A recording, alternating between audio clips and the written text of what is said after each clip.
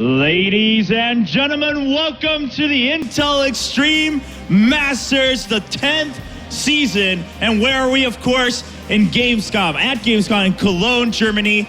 And we're already on the final day. Final day of the Intel Extreme Masters here. We've gone through 4 days of StarCraft II already. And now only 4 players remain. If you've been watching all week, you know who those players are, but of course, the top of the top remaining here for the Intel Extreme Masters. There's a lot on the line, ladies and gentlemen. There's the prize money, there's the WCS points, there is, of course, the seeding into the World Championship at Katowice, but most of all, you get to have the pride of being the Intel Extreme Masters Gamescom champion. Are you guys all ready for the semifinals and of course the finals here at the Intel Extreme Masters? Are you guys at home ready to watch some awesome StarCraft II? The 4 players remaining for you, they're going to be Sue, Fantasy, MMA, and Innovation battling through. Will we have a perfect sweep from Sue? Will we see some other players finally getting that first place win they've been hungry for all year long, or maybe even all career long here in StarCraft II? Ladies and gentlemen, it's time to kick off the final day to find out who we will crown as the champion of the Intel Extreme Masters at Gamescom. Thank you very much, Chobra. Wonderful to have you back in StarCraft II. Welcome to the analysis desk. I'm joined by none other than Johan, Todd Merlo, and of course, Andy, over Andrew, Moonglade Penner. How are you doing, boys? Good to have you on the desk here at Gamescom. It's great to be here. We've had a pretty long trip to the final day, but it's been a very exciting one. All the players here today are certainly, deserve to be here. Yeah, I mean, we started with a lot of players in the open bracket on Wednesday, group stages on Thursday, Friday, of course, the quarterfinals yesterday, but we've landed with 4 absolutely wonderful players, Todd. Yeah, it seems like the games keep on getting better and better, and I feel like we're really lucky, as in the fans' favorite. They're really delivering here this tournament. You look at this top 4 and you're like, oh my god, like, all these guys are actually insane. Everybody wants to see them do well, and whoever we have in finals here, I feel is going to be a big finals. And I mean, what else can we ask for? What else can you ask for? I mean, you guys can take a look at the bracket back at home. We started with 8 players in the quarterfinals yesterday, and oh boy, did we get the right players that came through to the semifinals. It just went the way that everyone wanted it to go. We have Sue versus Fantasy in the first semifinals, an absolutely peach of a first semifinals. And then the second one, MMA versus Innovation. Of course, 2 old teammates, 2 friends, go head-to-head in what promises to be an exciting and an electric Terran versus Terran there, Moonblade. We've seen a lot of trouble from even the top players coming into this, Innovation and Sue, especially Innovation, really being tested so far this tournament. So it's exciting to see how he's going to do it once again.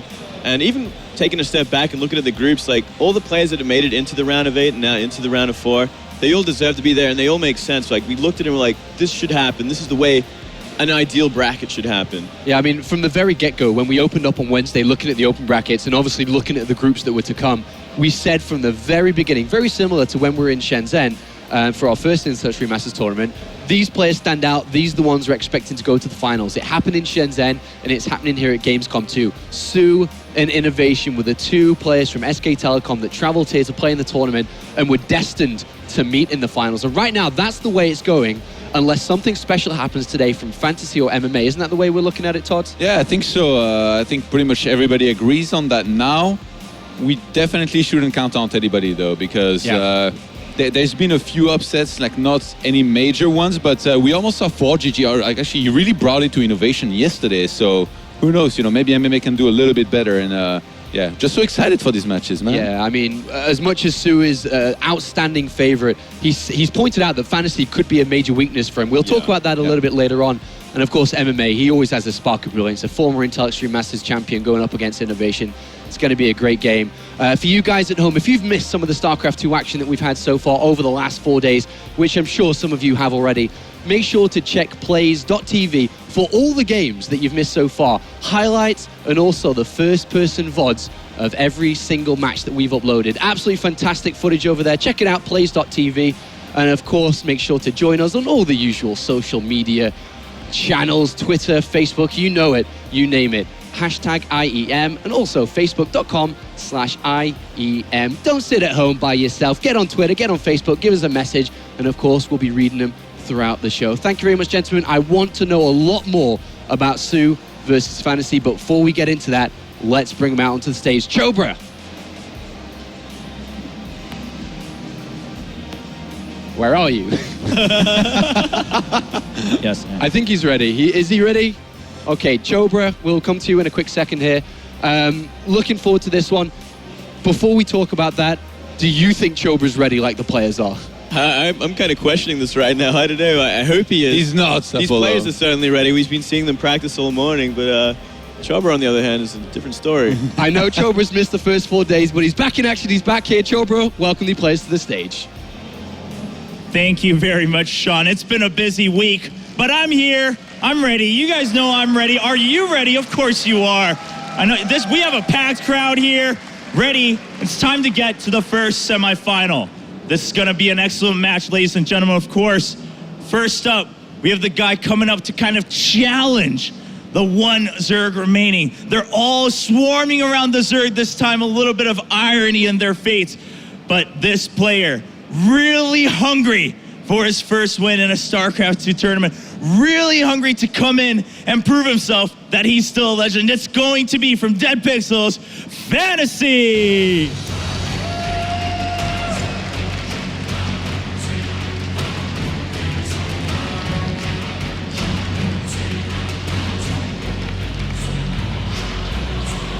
And of course, his opponent hasn't dropped a single map yet here at the Intel Extreme Masters at Gamescom. The one Zerg remaining, but he's a massive, massive Zerg player coming into this tournament from SK Telecom T1. It's going to be Sue!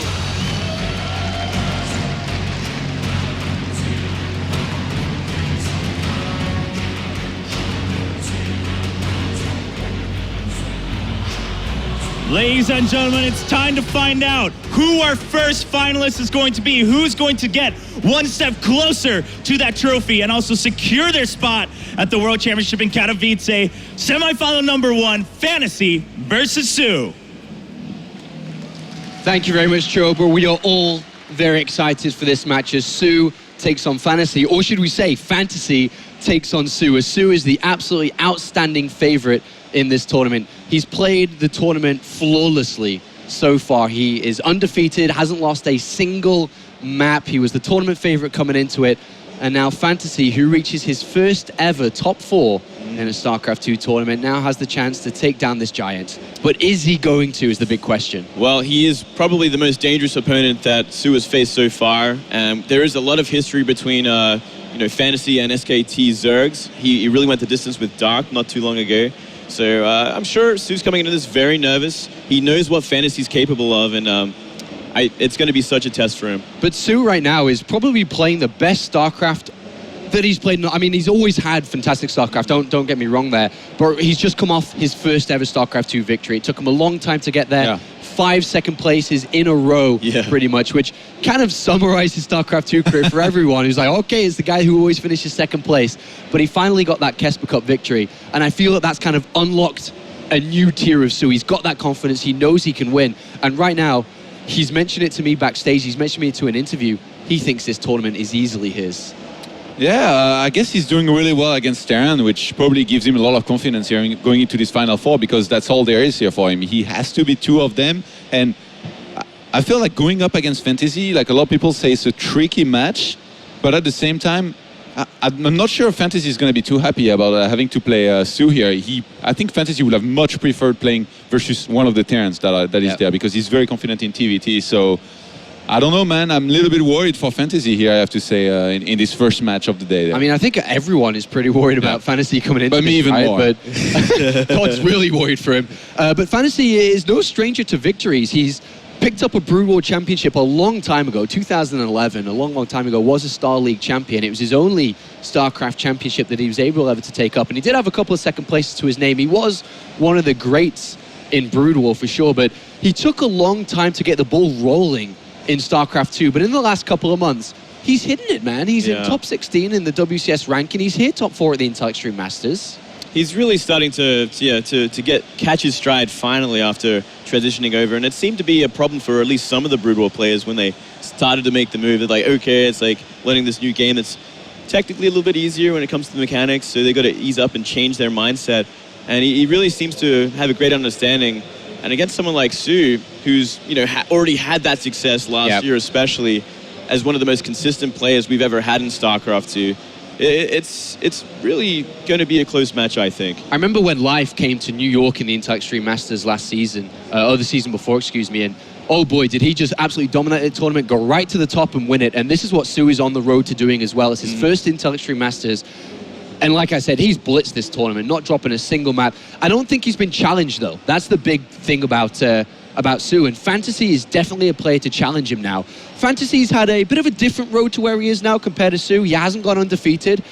He's won every single game, but he has dropped maps.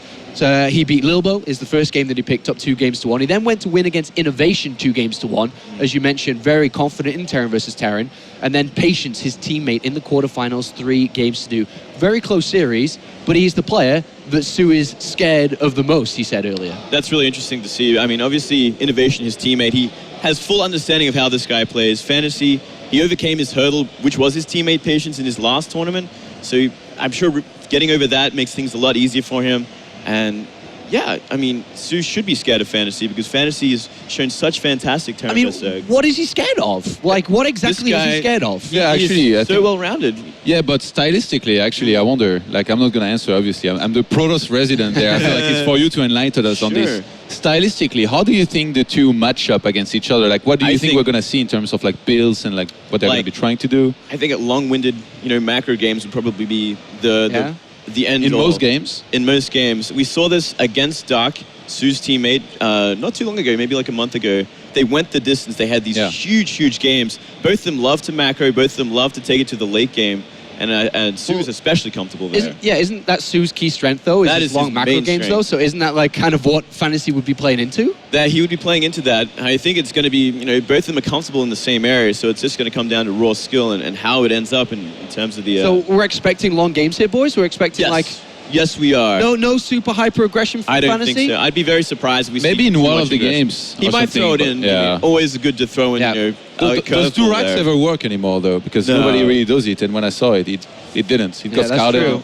Proxy Reaper is probably much more likely. So I know we're almost ready for the game now. We're going to be going to that very, very shortly. But what do you think is the key to success then for both players? Let's start with Su first of all. What does he need to do to secure a position to play at the World Championship for the Intel Extreme Masters? I think it just comes down to he's got to be on top of his mechanics this game. Fantasy is very good at multiple prong attacks, putting the Zerg out of position. He just has to stay on top of everything, like his teammate did. I'm sure he had a lot of talks with his teammate going into this, as well as Innovation, saying like, how should I approach this? And it just really comes down to raw mechanics, in my opinion. How important is dealing damage early on going to be here for Fantasy?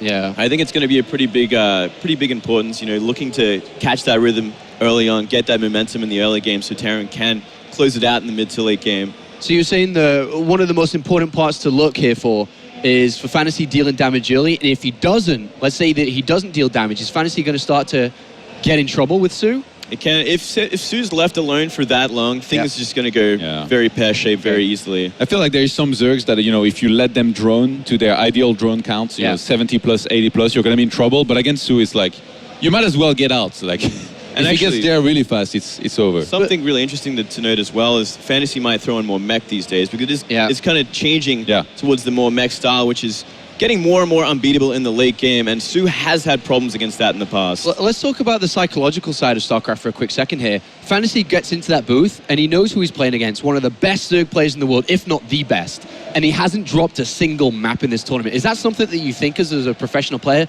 both of you being ex-professionals, that you get in there and you go, God, this guy hasn't dropped a single map yet. Am I in trouble? Does that actually start to creep in a bit of doubt? Yeah, it certainly does. When you see a player like this, you know he's in his peak right now. He's in his perfect form, and he has so much experience to back him as well with all his championships last year. So I'm sure Fantasy's feeling the pressure right now. And then you can look on the flip side of it too, right? I mean, you've been in tournaments where you haven't dropped a game or a map before. Surely, Todd, over the years, you've played Warcraft 3, and Su's in there right now. He's like, I am killing it this tournament. No one can stop me. At the same time, though, when you start thinking like that, that's when you finally might start letting your guard down. So even though Su doesn't really strike me as this kind of guy, he's going to have to be careful there, because Fantasy, I'm pretty sure like he's not letting himself be too impressed by how by how well he's been playing in general. You know, he's probably thinking, well, you know, at the end of the day, he might have not lost a map before, but if I beat him there, it's not going to change anything. He's still out of the tournament, so all I have to do is beat him there. All right, well, thank you very much, gentlemen, for your insight for this one. Get more from you guys a little bit later on, but it is time to start the first semi-finals of the Intel Extreme Masters here at Season 10 at Gamescom. Let's head over to the commentary team for this one. It's going to be Pig from Rotterdam. Thank you very much, gentlemen. Excellent analysis as always, as we are almost good to go with our first semi-finals of the Intel Extreme Masters Gamescom. And Pig, this is going to be perhaps a classic. Oh, I really hope so. If we've seen the recent form of these guys, we've got a clash of titans, you know, worlds colliding, some would say. It's going to be a great matchup. Zerg versus Terran, it's been my favorite matchup for the longest time, the most action-packed one. I think we're going to see some back-and-forth action.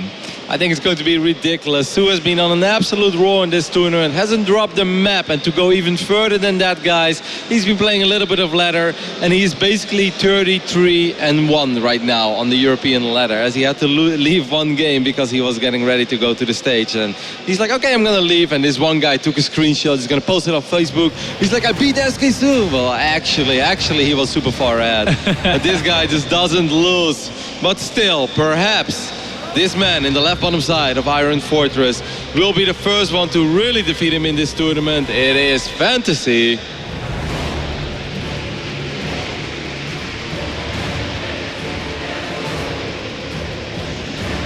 He has his work cut out ahead of him because he has to make it through. His opponent spawning here in the top left-hand side of Iron Fortress. It is SKT's Su.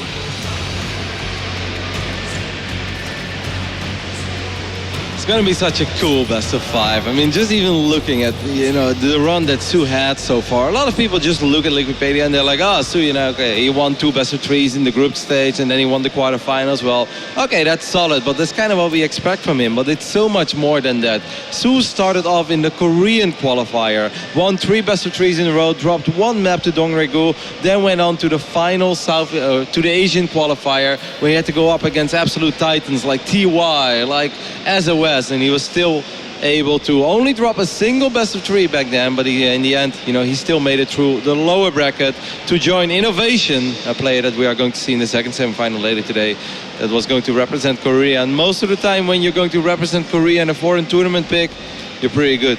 Oh yeah, Fantasy down here. He's been on a roll this year, steadily powering up throughout, getting better and better performances. And the set everyone's been talking about going into this is how he almost toppled SKT Dark earlier in the year in Casper Cup. And he's just been getting better and better, especially in this matchup, his TVZ. He plays such an aggressive style. Yeah, we were talking a little bit about it off air. You're expecting a lot of heavy 2-base aggression openings from Fantasy, right? And the type of opening that you need to do some damage with. Absolutely. I think he will mix in some of those 3 command center economic openings, but I think a lot of these games he's going to say, my goal here is to try and interrupt Su and slow him down as much as possible.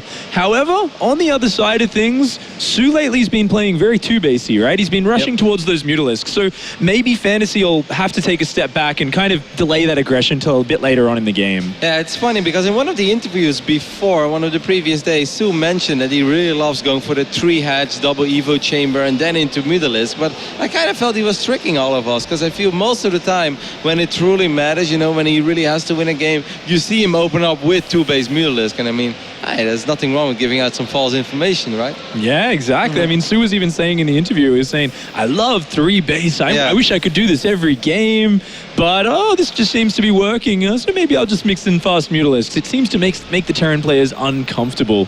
And I think that's exactly what he'll be wanting to do here. This is Iron Fortress, of course, a big 4-player map. So Fantasy's opted for this fast command center first, very economic opening so far. And looking at the spawning locations, do you think this is pretty good for Fantasy? I was actually about to ask you, as a Zerg player, I'm sure you've played plenty of ZvTs on Iron Fortress. I think this could be okay. I think it's easier to defend against run-bys later on as well, because the moment you go up against a Zerg like Su with his fast-moving units, if you play cross-map Iron Fortress, it's almost impossible not to take damage from counterattacks. And I feel when you spawn vertical, it's slightly easier. You can knock down a cooling tower, you can throw down a bunch of supply depots, maybe a bunker tucked in somewhere in between, and then I think it becomes a little bit easier that once you move forward with a real actual push and you get one decent engagement, you can immediately put a lot of pressure on one of the bases of Su. That's going to be the aim there. As the game progresses, of course, it becomes more and more about your presence on the map in this matchup.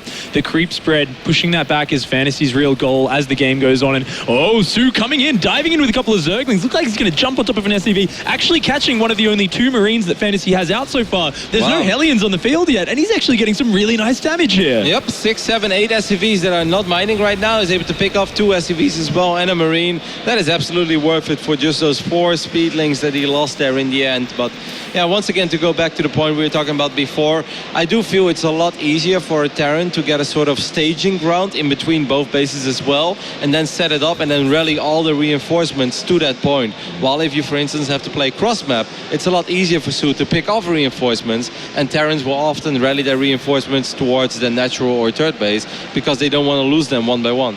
I have to agree with you there, Roddy. And interestingly enough, we've just seen both players get their first crucial pieces of information. Fantasy with his Hellions spotted there's no third base down from Su yet. He realizes this is a more 2-base oriented move, but he's not sure yet. Is it Roaches? Is it Mutalisks? He doesn't have that information just yet. He doesn't know it for sure, but of course, just like us, Fantasy has been watching a couple of these games off Su in the previous days, and he knows that Su loves this opening. I kind of like this opening by Fantasy as well, because I think stuff like this is very economic. These 2 SCVs taking a break.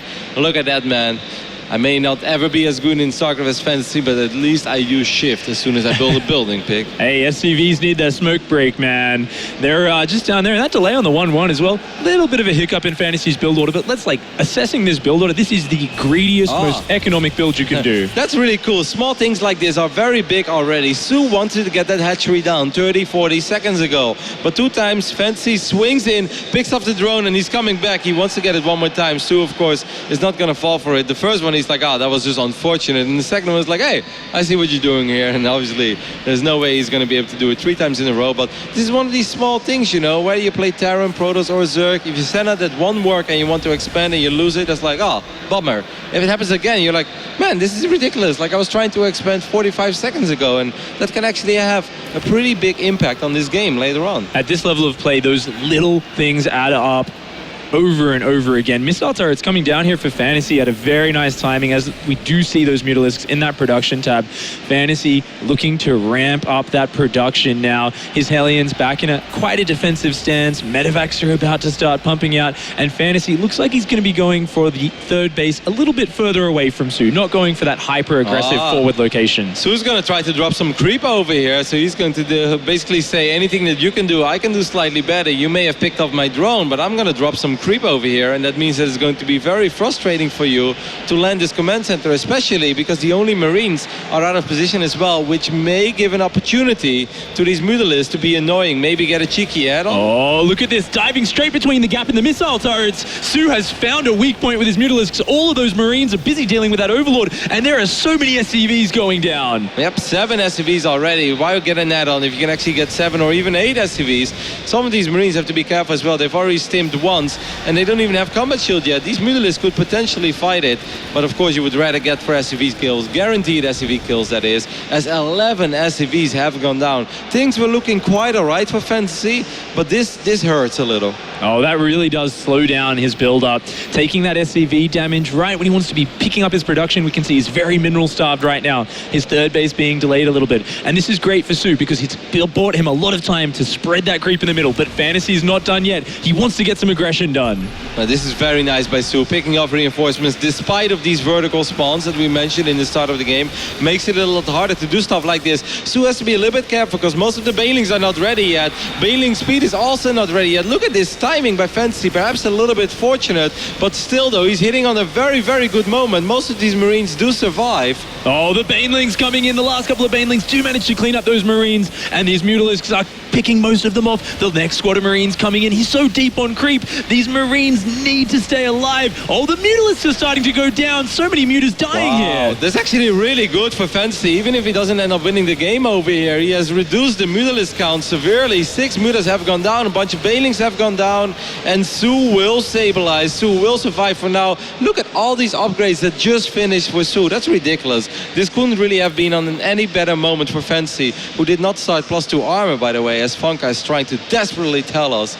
He does pick it up just now, along with that second factory. Looks like Fantasy's going to start transitioning to that bigger, heavier, stronger, later production phase. But interestingly enough, Fantasy's continuing to build Hellbats rather than Widow Mines here. So this is a bit of a change up in the composition. That's really cool as well. We saw Fantasy yesterday in some of those TVPs that he played, and he also has a unique approach to TVP, where he makes way more Widow Mines than most people do, as these Mutalisks will start working on this reactor. That's the add-on of this starport, and actually he's almost going to be able to get it. You need to repair it real quick. 11, 10, 9, 8, and he's going to be fine for now. Dousing the flames, the SCV gets there just in the inch of time. Fantasy and Su both looking very equal on supply right now. I really love that timing. Fantasy hit, realizing that Su, he's done a 2-base Muta build, he doesn't have as much lava, and you've even delayed his 3rd base. He just hit that very crisp timing before, and I think this has really equalized things. It was so funny, because he hit 10 seconds before Baneling speed was ready, then all the Banelings were pretty much used up, didn't get the connections they were dreaming of, and then by the time that the fight ended, that's finally when 1-1 kicked in as well for Su. But despite all those minor anti-timings for Su, he was still able to stabilize, he was still able to defend, and I really think him picking off that 1 medevac and doing quite a bit of damage on that 2nd medevac helped him so much in defending, because imagine if those Marines all have 1 or maybe even 2 more medevacs above them, it's going to be a little bit harder already for Su to pick up those Marines with just a couple Lings and Queens. Looking at this production tab, it's actually very fascinating. We see Blue Flame on the way for Fantasy. We see +3 weapons already, as well as +1 vehicle weapons and Thor production. It really looks like Fantasy wants to be going for that Marine, Hellbat, Thor composition, and only just starting to add Marauders in now. This is a lot different to what we normally see. And the only thing I'm a little bit worried about for Fantasy right now is the creep spread. He hasn't really done a very good job in denying anything. Doesn't have too many scans perhaps available either to take them all out. I love how he spreads his tumors out as well, because a single scan doesn't take out all the creep tumors. There is still 1 creep tumor there on the left side of this dotted circle. Oh, that is going to stay active for a bit. That is actually so annoying for Fantasy. Look at this Ling Bane. Su's actually wanting to take a fight here. He wants to force his way on top of Su's army. Su's army is very spread apart. He doesn't have a lot of anti-Baneling, and his upgrades are only just finishing after all of his Marines are going down. Well, I mean, it is off creep after all, and even though there are quite a few Lings and Mutalisks surviving, I think with a little bit of micro, well, ooh, that's more Banelings. There's so many more Banelings. All these expensive units going down for Fantasy. Su has hit his timing so perfectly here. Seeing he had that upgrade advantage or upgrade equality for just a few seconds, he is going to come into the natural, and he wants to finish the game right here. Still a lot of Zerglings, and his Thor is definitely caught in a very awkward place over here. He's going to pick it up one more time. Has to pull SCVs, has to keep this bunker alive. If this bunker falls, this missile turret is going to be an easy pickup as well. From that point on, it's going to get very difficult for Fantasy to stabilize. He ends up losing the bunker, loses the missile turret, loses 12 more SCVs. Oh, so many Zerglings coming in here, so many SCVs going down. The 3rd command center being targeted by those Mutalisks. Fantasy is taking unrecoverable damage here. Su is looking to take a very quick game 1. He wants to go up 1-0 in this series, but keeps the orbital alive though. Well done, Fantasy. It was running so low on HP. I could swear that it was going to die. It didn't die, and during all this, he did start 3-3. Of course, this is still not a very lovely scenario for Fantasy to be in, because he's down in supply, he lost a lot of expensive units, lost a lot of SCVs, but he's still in there because he kept that orbital alive. He's going to need a heroic defense to hang on for the next few minutes. He needs to get that supply count up. He needs to hang on and just defend.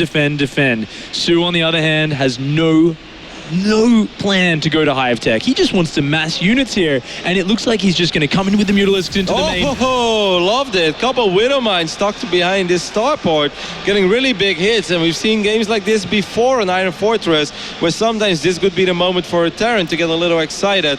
Once again, look at this single creep tumor that survived that 1 scan. It just keeps moving forward, and that's so frustrating for Fantasy, and especially because he's ended up losing so many SCVs already. If you're Fantasy right now, you don't don't want to throw down 3, 4, 5. He missed this one again. He's like, all right, not again. I'm finally taking it out. but this hurts his economy, man. He lost so many SCVs. That is so painful. Fantasy right now, though, his mission is to buy time. He has a drop on the right-hand side of the map that was pulling Su's army out of position, but Su is hungry. He knows he has an army advantage right now. He wants to take the fight to Fantasy, and he wants to do it soon. He knows that 3-3 is on the way. +3 weapons has actually kicked in, but I think Su is going to want to take a fight very soon. I mean, we've seen a lot of games. Whenever I see this scenario, I always think back of Polt's games in 2013, right? Polt with his 3-3 bio against the Zerg gets on 4 or 5 bases, but never went up to hive tech. Then eventually the Zerg just runs out of steam. Now, those Zergs, they are not Su, and they will never be Su, as there is only one Su. So this isn't necessarily a bad situation for Su to be in, as he's getting 37 banelings. But he does have to be very careful, because, you know, no hive, 3-3 bio can do terrible, terrible things to a Zerg army. The big issue with Fantasy's composition, though, is he is Hellbat focused, and Hellbats are so weak against Banelings. Without any Widow Mines here to shoot down these Banelings, a massive Baneling count is all Su needs, and he knows it. He wants to take the fight, but there's a lot of Marauders in there. And I love Marauders. There's one Big Daddy Tor as well that's like, come on, Banelings, roll into me. We've seen this a couple of times. Fantasy was perhaps paying attention to this drop on the right up side of the map as all these Banelings move forward. Look at Su, man. It's almost his composition is Baneling Mutalisk right now. Who needs something else? Oh, this drop on the side, once again, distracting Su, allowing Fantasy to clear up more creep, getting a couple of drone kills, and this drop is just going to keep wasting time. This is fantastic. Yeah. I love that as well. Pick it up immediately. Don't even waste time. Just fly it into the corner. Let those Mutalisks chase it for as far as they can. Perhaps now unload those Marines. Well, okay, he could have maybe bought a little bit of extra time there, but at least he bought time, cleared up some creep, and he's got that forward orbital command over here. He flew over the main base, so that's why it's not a planetary fortress like you normally see, but at least he will be able to gather some minerals from it. We're about to have over 70 Banelings, up to 80 Banelings on the map here for Su. This army is so frightening. Fantasy needs good positioning. He needs to hold on, but his army just looks so small here. Well, this isn't everything though, and a lot of those Banelings exploding on top of the Tors. Are we having some Marines somewhere in the back? It almost doesn't seem like it, as Su has just a ridiculous amount of Zerg units. Where does he get the money from? And I know he's been uncontested for the majority of the game, but still. Oh, we just see the power of the Banelings against the Hellbat composition. If you've got enough Banelings in there, the Marines spend their entire fight running, and there's nothing to punish those Banelings coming in big clumps. There's no splash damage for the Terran player. We saw that Su having such a huge bank to throw into Banelings there made his army so supply efficient. Yeah, he's not that rich anymore though. Of course, he still has a ridiculous amount of production, but still, there is no hive. Technically, if Fantasy can just survive a little bit longer, a couple of Widow Mines here and there would really be very useful, as Fonka showing us as well that he finally has 2 on the way.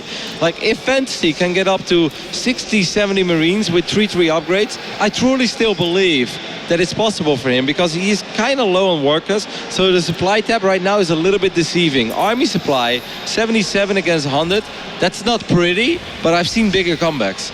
It definitely is possible. Never say never. And this is Fantasy, so he's never going to tap out before the very end. He is going to try and put on a strong defense here. So many Banelings crashing in through this Terran army. The Mutalisk shutting down the medevac before it could evacuate that front door. Some nice pickups here for Fantasy, but he is just outnumbered. It just doesn't have any Marines anymore. And when you don't have any Marines, well, then all hope is gone, as GG is called, and Su takes game number 1 on Iron Fortress.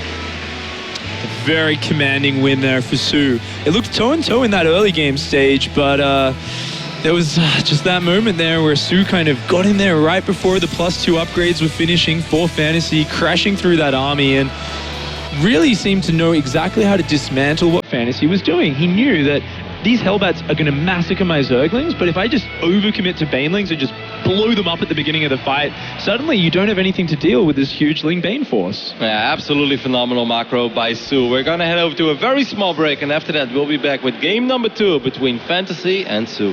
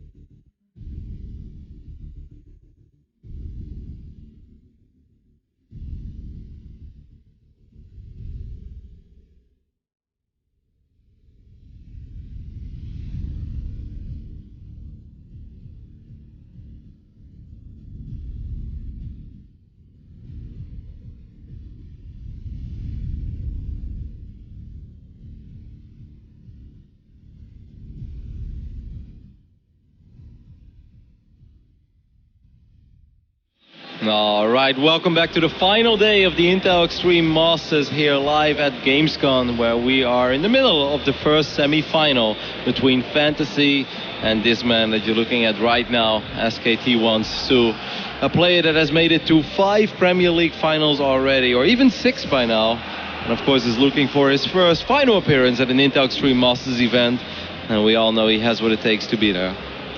One of the favorites going into this tournament. Fantasy, though, the player he's up against, is one of the players who has that potential to upset him, and we saw him going toe-and-toe in this match. Fantasy looking very focused there, not too thrown off by that game one.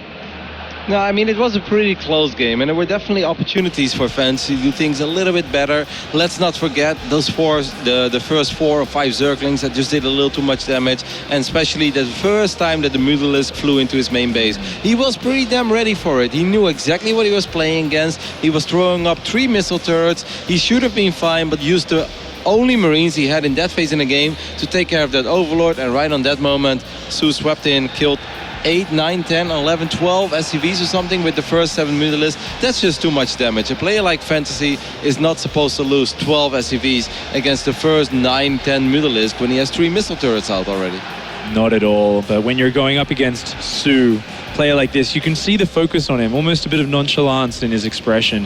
He's doing what he does best. He's playing StarCraft, and he looks like a composer of an orchestra or something. The way the Overlord pulls the Marines out of position, the Mutalisks slide in, he waits for the Hellions aren't quite out yet, the Zerglings run into the natural. Su's just such a master of this game. He's very, very smart and very strong. Yeah, he's very good at picking his engagements, and I was a little bit surprised to see that first big fight that was kind of off creep, after Fantasy did his little push and had a pretty okay trade, I felt, because he took down most of the Mutalisks. He took the fight off creep, and most of the times whenever I see the Zergs take the first big fight off creep with their Banelings, with their Mutalisks, it is going to be relatively even, and that's then almost always good for the Terran. But Su picking that fight still gets the better end of that big fight. Such a master here. He's looking to close it out against his opponent, the Blue Terran representing Dead Pixels. It is Fantasy.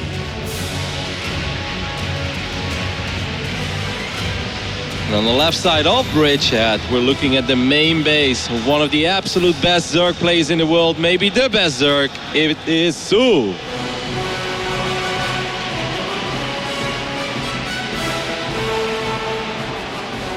Spawning in here on Bridgehead. This is a really unique map. It's one of my favorite ones in the new map pool because it does have such cool features. We've got those backdoor rocks that both players have, and that can provide a really cool point of contention. As the game progresses, it's a great counterattack path, but in the early game, we've often seen people dropping tanks behind that lately, doing all sorts of cute pressures, sometimes roach busts through there. I think the way Fantasy's shown us playing recently in this matchup, he loves those cute aggressions. I was saying, yeah, he loves 2-base aggression. It's not all in, but he likes to do these things which put the Zerg in an awkward position, whether it be a tank drop, a Hellbat Banshee timing.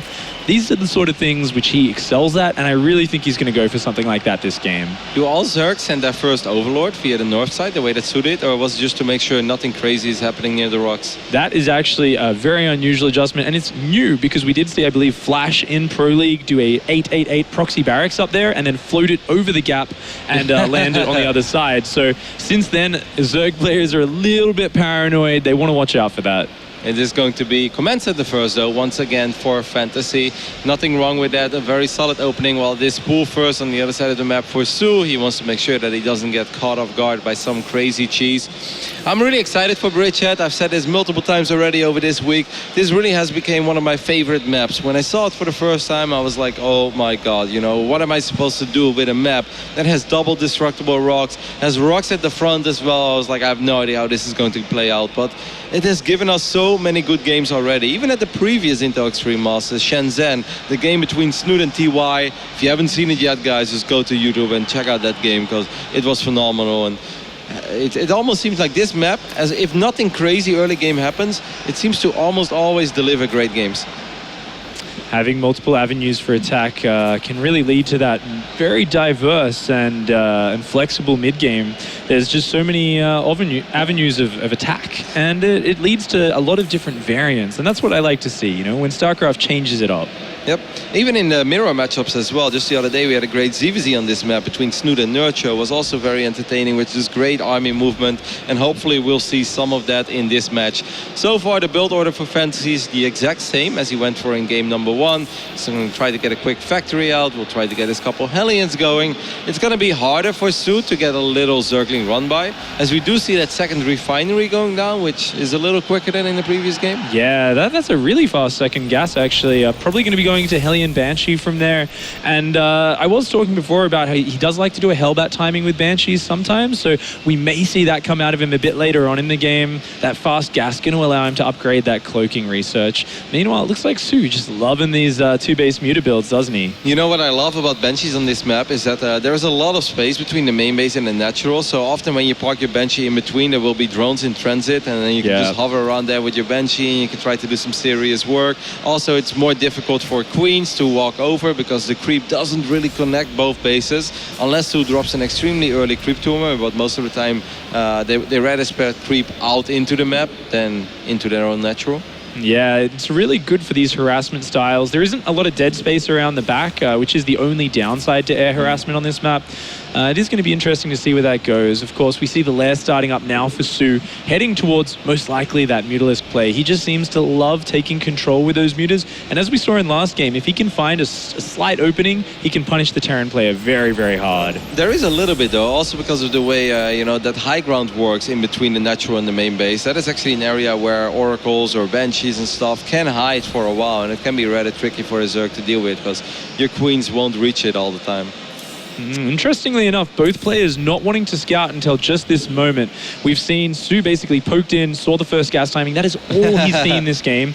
And Fantasy, likewise, only just then with the Hellions went down, checked out the third base, saw the timing of that hatchery and said, oh, okay, this is a relatively normal timed third hatch, just a little bit delayed. And that's actually the cool adjustment from Su this game. He's got the faster third hatchery to make sure those Hellions couldn't stop that drone getting it down. I mean, the armory is about to finish up, so we are going to see some pretty cool early Hellbat aggression over here, perhaps. And I like the idea over here because Su is not a guy that makes a roach war, and he won't have roaches. Even his baneling nests are often pretty damn late, so he relies on queens and zerglings. Here we go, by the way. This is what I mentioned, where the queens don't have a creep connecting both bases, so it's going to take a little while before those slow queens will be able to make their way over. The medevac is taking a lot of damage already, though, Fantasy. You got to make up your mind. How do you want to go about this one? Has to boost that medevac out of there. It may have to abandon these Hellbats soon. These Hellbats are not taking a lot of damage, though. The queens take a long time to get through their hit points, and they are already forcing drones off the line. This isn't a huge investment out of Fantasy, but he does want to get a bit more damage done than this. The medevac gets picked up, but there are a few more Hellions and Hellbats right now towards the third base of Su, trying to get something happen. But so far, Su is handling this like an absolute master, as he has just not really lost anything other than a single queen. This hatchery is taking a lot of fire. Will the queens be able to make it over here in time? I think he should be able to save this hatch, even though it is going to be a close call. In the midst of this, Su actually dropped creep out of an overlord so his queens could get down here faster. And look at that surround on the Marines, isolating them away from the Hellbats. A beautiful pickup from Fantasy, but most of the Marines are down already. Yeah, the Marines are down, and Hellbats are not very good against the hatch. So right now, Fantasy is probably not going to get the hatchery. He has killed a lot of lings, and that is something, but he wanted to get the hatch. He wanted to get a little more done than he's done so far. Oh, yeah, he wanted to get a lot more damage done, because look at this, Mutalisks are in the production tab. That is going to give Su absolute map dominance. And what anti-air is there? And eBay is only just starting? Oh, but there's no Thors on the way, and interestingly enough, Fantasy is going for mech, but is he even going to have anti-air out in time? There's a Viking, though. The single Viking. And he really wants to get that overload. Don't end up losing the Viking. The Viking can actually be very useful. Well, maybe this Mutalisk is going to pick it off. You make a very good point, though. Right now, not a single missile turret is up yet.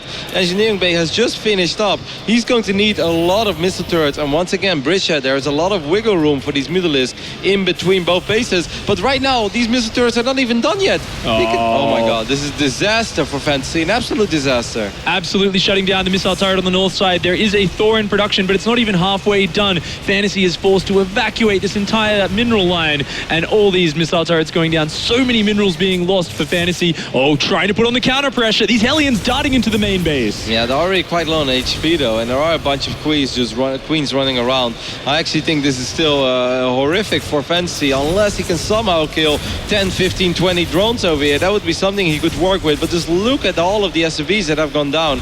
9, 10 SCVs, missile turrets, but still not up yet. Well, he gets 6 drones, and that is actually reasonable. Could have gone worse.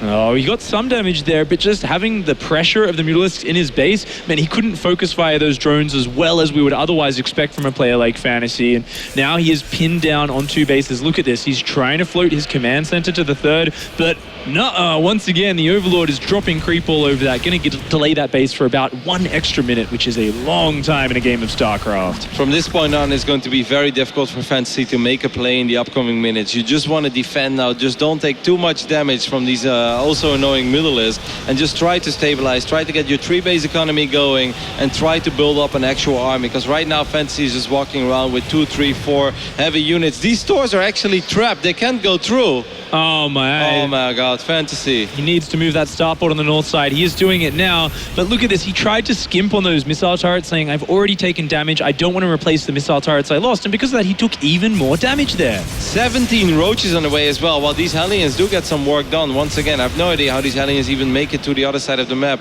when there are Mutalisks pretty much seeing everything, and there's supposed to be creep when we're seeing them come as well. But look at the amount of roaches already on the way. There were 17 roaches on the production tab for Su. Oh, 2 tanks are building at a time, and that is exactly what Fantasy needs against this. A lot of tanks. But remember, this is Bridgehead. There are multiple attack routes. If he takes those back rocks down, the front is so far from the south. All those mules have just been dropped. They still had a lot of time left, a lot of potential minerals to be mined, but these mules will pick them off. One mule does go down, but it's going to slow down the economy of Fantasy even further. He does have 57 SCVs. That's not all that bad. But you know, on Bridgehead, we mentioned it, the double destructible rocks. How is Fantasy supposed to have enough units over here in his natural and also on the north side in his 3rd base? This is going to get extremely tricky. He doesn't even see it coming until right now. All of his units are up on the north side defending his 3rd. He still hasn't reacted. The rocks are down. The roaches are flooding in. But even if he saw it by that moment, like, his units are slow. They're so far out of position. This one Thor doesn't stand a chance at all. These few Vikings may be able to put up a fight against the Mutalisks, but that doesn't change the fact that these roaches could just run into the natural and absolutely ravage this mineral line.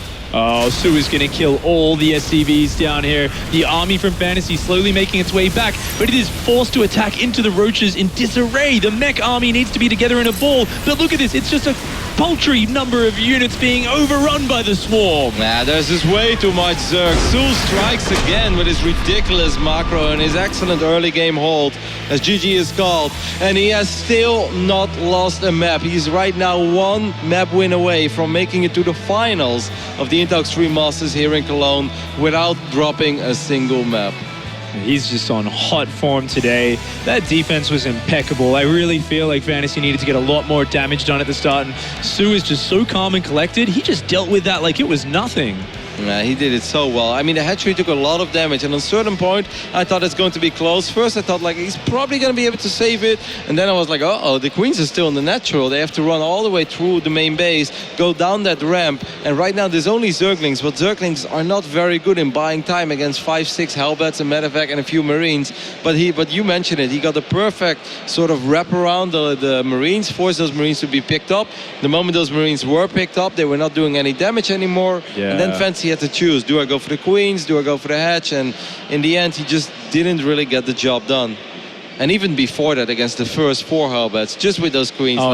Su is so good, always knows when he should focus the medevac, when he should stop focusing the medevac immediately, when he has to switch targets to the queens. It all looks so simple, but there's so much art to it. There really is. That attack can spiral out of control so quickly if you handle it any differently. And Fantasy there looking just a little bit uncomfortable. Okay, well, we are almost ready to hop into game number 3. But before we do that, we're going to check in with the boys real quick at the analysis desk, as they perhaps know what Fantasy is lacking so far in game number 1 and 2. Thank you very much, boys. Welcome back to the analysis desk. Joined again, just as before, with Todd and Moonglade. things aren't going too well for Fantasy here. I mean, Sue is playing out of his mind. As we expected, he continues his undefeated run throughout this tournament. 2-0 currently versus Fantasy. What's going wrong for Fantasy? Roddy was asking us. I'm not sure. Maybe some macro mechanics. I don't hear something like that. I don't know. I mean, you mentioned before we went live is that should have been the way that Fantasy likes to and should play, is to play that long game. Right. But one of the important things you brought up is, well, both of you said, is that Fantasy needs to find a way to do damage to this guy early, otherwise it is going to get out of control, and he doesn't seem to be finding He's that. just not finding any way in, which is so hard against Sue. You know, his creep spread is immaculate. It's the most beautiful thing to, as a Zerg player, I'm like, this is inspirational stuff. And, you know, on first map, it was, despite him like trading pretty evenly in some of these early engagements, Sue never let down with that creep spread, which helps him so much in the later game. And, yeah. I think last game for me, the mistakes by Fantasy were pretty clear. Like, when he first got in with the Hellbats, the first few ones, he was fighting queens. He was just kind of dancing around instead of directly going for drones, trying to kill a lot of them. Yeah. He didn't kill really any drones, just a very, very few one with a lot of attacks. And then behind this, what's up with his base and the turret placements? That's ridiculously bad. Like, he puts one turret in the corner of his base. Mutas are always going to go on the other side and snipe a lot of SCVs. It's Sue you're playing against, not Nurture. Like, he's not going to fly into the turret and lose everything. That was definitely a weakness in that map and the previous one too, right? I mean, the turrets weren't even existing in game number one. He took so much damage there. Yeah. That's obviously a big mistake he has to change. He's got to build these turrets in the right places because he will get abused.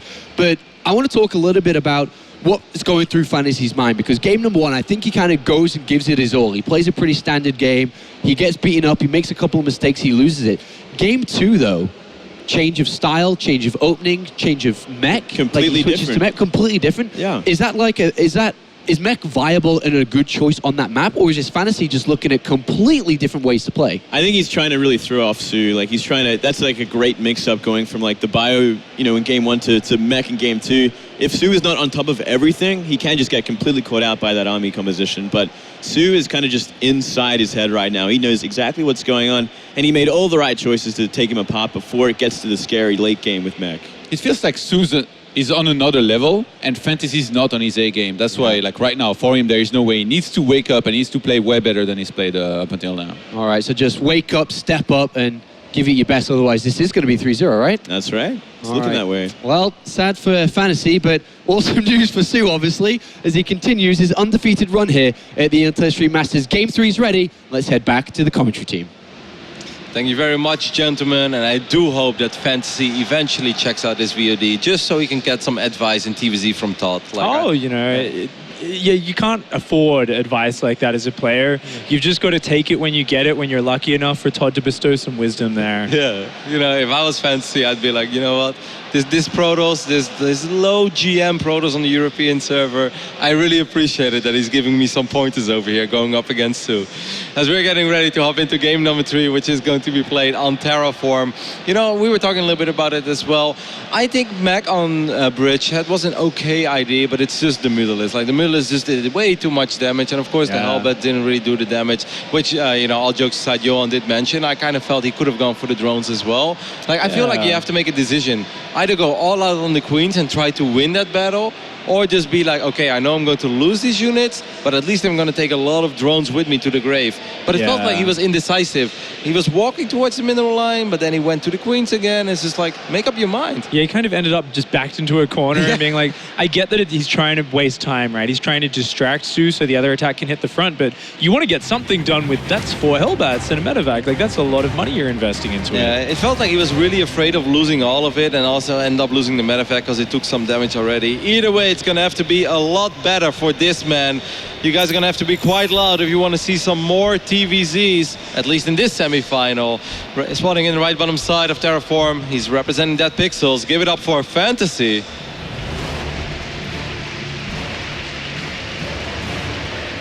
He's going to have to make it through. His opponent up here in the top left, though, it is SK Telecom Sue.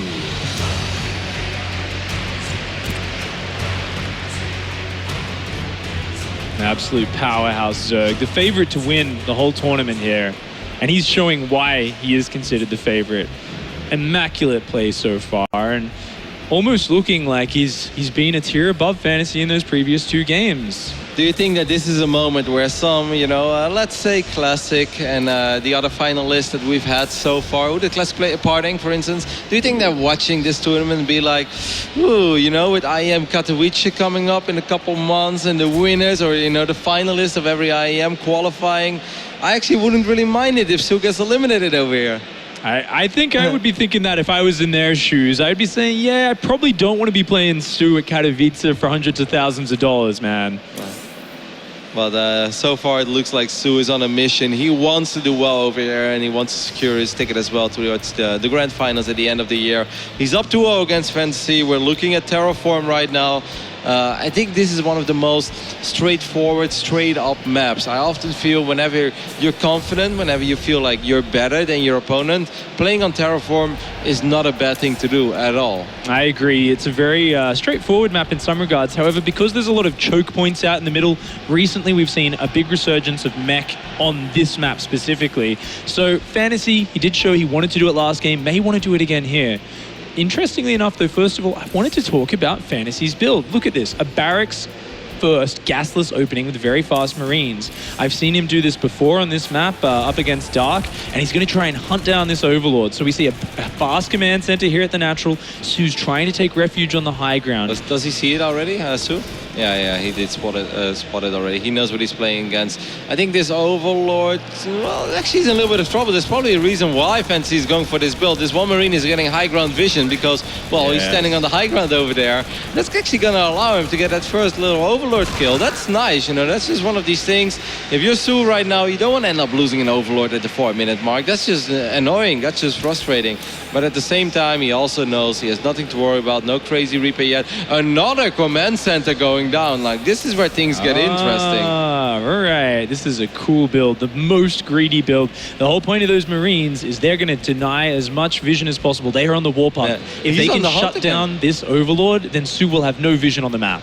Su's probably getting a little bit nervous as well. He's like, I definitely don't want to end up losing this Overlord. Fantasy should not have vision, though, on the high ground over here, so he should never be able to kill it. Unless he would fly over his Rex, but then he's extremely committed to killing this Overlord and making sure there are no other units running across the map, because he would just straight up die. This is a really cool opening out of Fantasy, trying to press that economy as hard as he can. And for Su, he may be thinking, what are the options? Why would someone do this one racks opening? Because it's not the most efficient play. It's actually quite inefficient in many regards, but because you deny vision and you kill that Overlord, suddenly it evens out. And there's sorts of really fast, cheesy timings you can do off this, but there's also this opposite spectrum, and it looks like Su he's playing middle of the road against it. Yeah, for some people who wonder, it's like, oh, I saw this build being used in Wings of Liberty a lot. I haven't watched a whole lot of StarCraft lately. Why wouldn't Terrans like this? The main issue is that Marines are not very fast, and they won't really give you a whole lot of map presence for a while. Hellions is a lot better to have out on the map because they're faster, they're better against Zerglings, or even a Reaper that is also a lot faster and will give you a much better scout. With just Marines, there is only so much you can do, and often when Marines make it to a certain part of the map, there's almost no return anymore. They will pretty much always die, while some of the other Terran units, they can still make it out of there. Yeah, Marines not the most mobile, especially when you're facing Zerglings. Here, Fantasy, though, looking like he's going for the double factory opening, a cheeky second factory. Thinks maybe some Blue Flame Mass Hellion attack?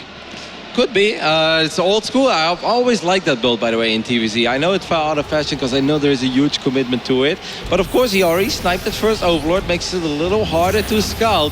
And if you saw it, like, Zergs often prepare for 4 to 6 Hellions. Sometimes they expect Hellbats, so they get a few extra Queens. But there is a huge difference between preparing for 6 Hellbats or for 12 Hellions with Blue Flame. They could just ignore Queens. They could just drive by. A lot of Roaches, by the way, already on the production depth, though. It seems like Su actually wants to become the aggressor.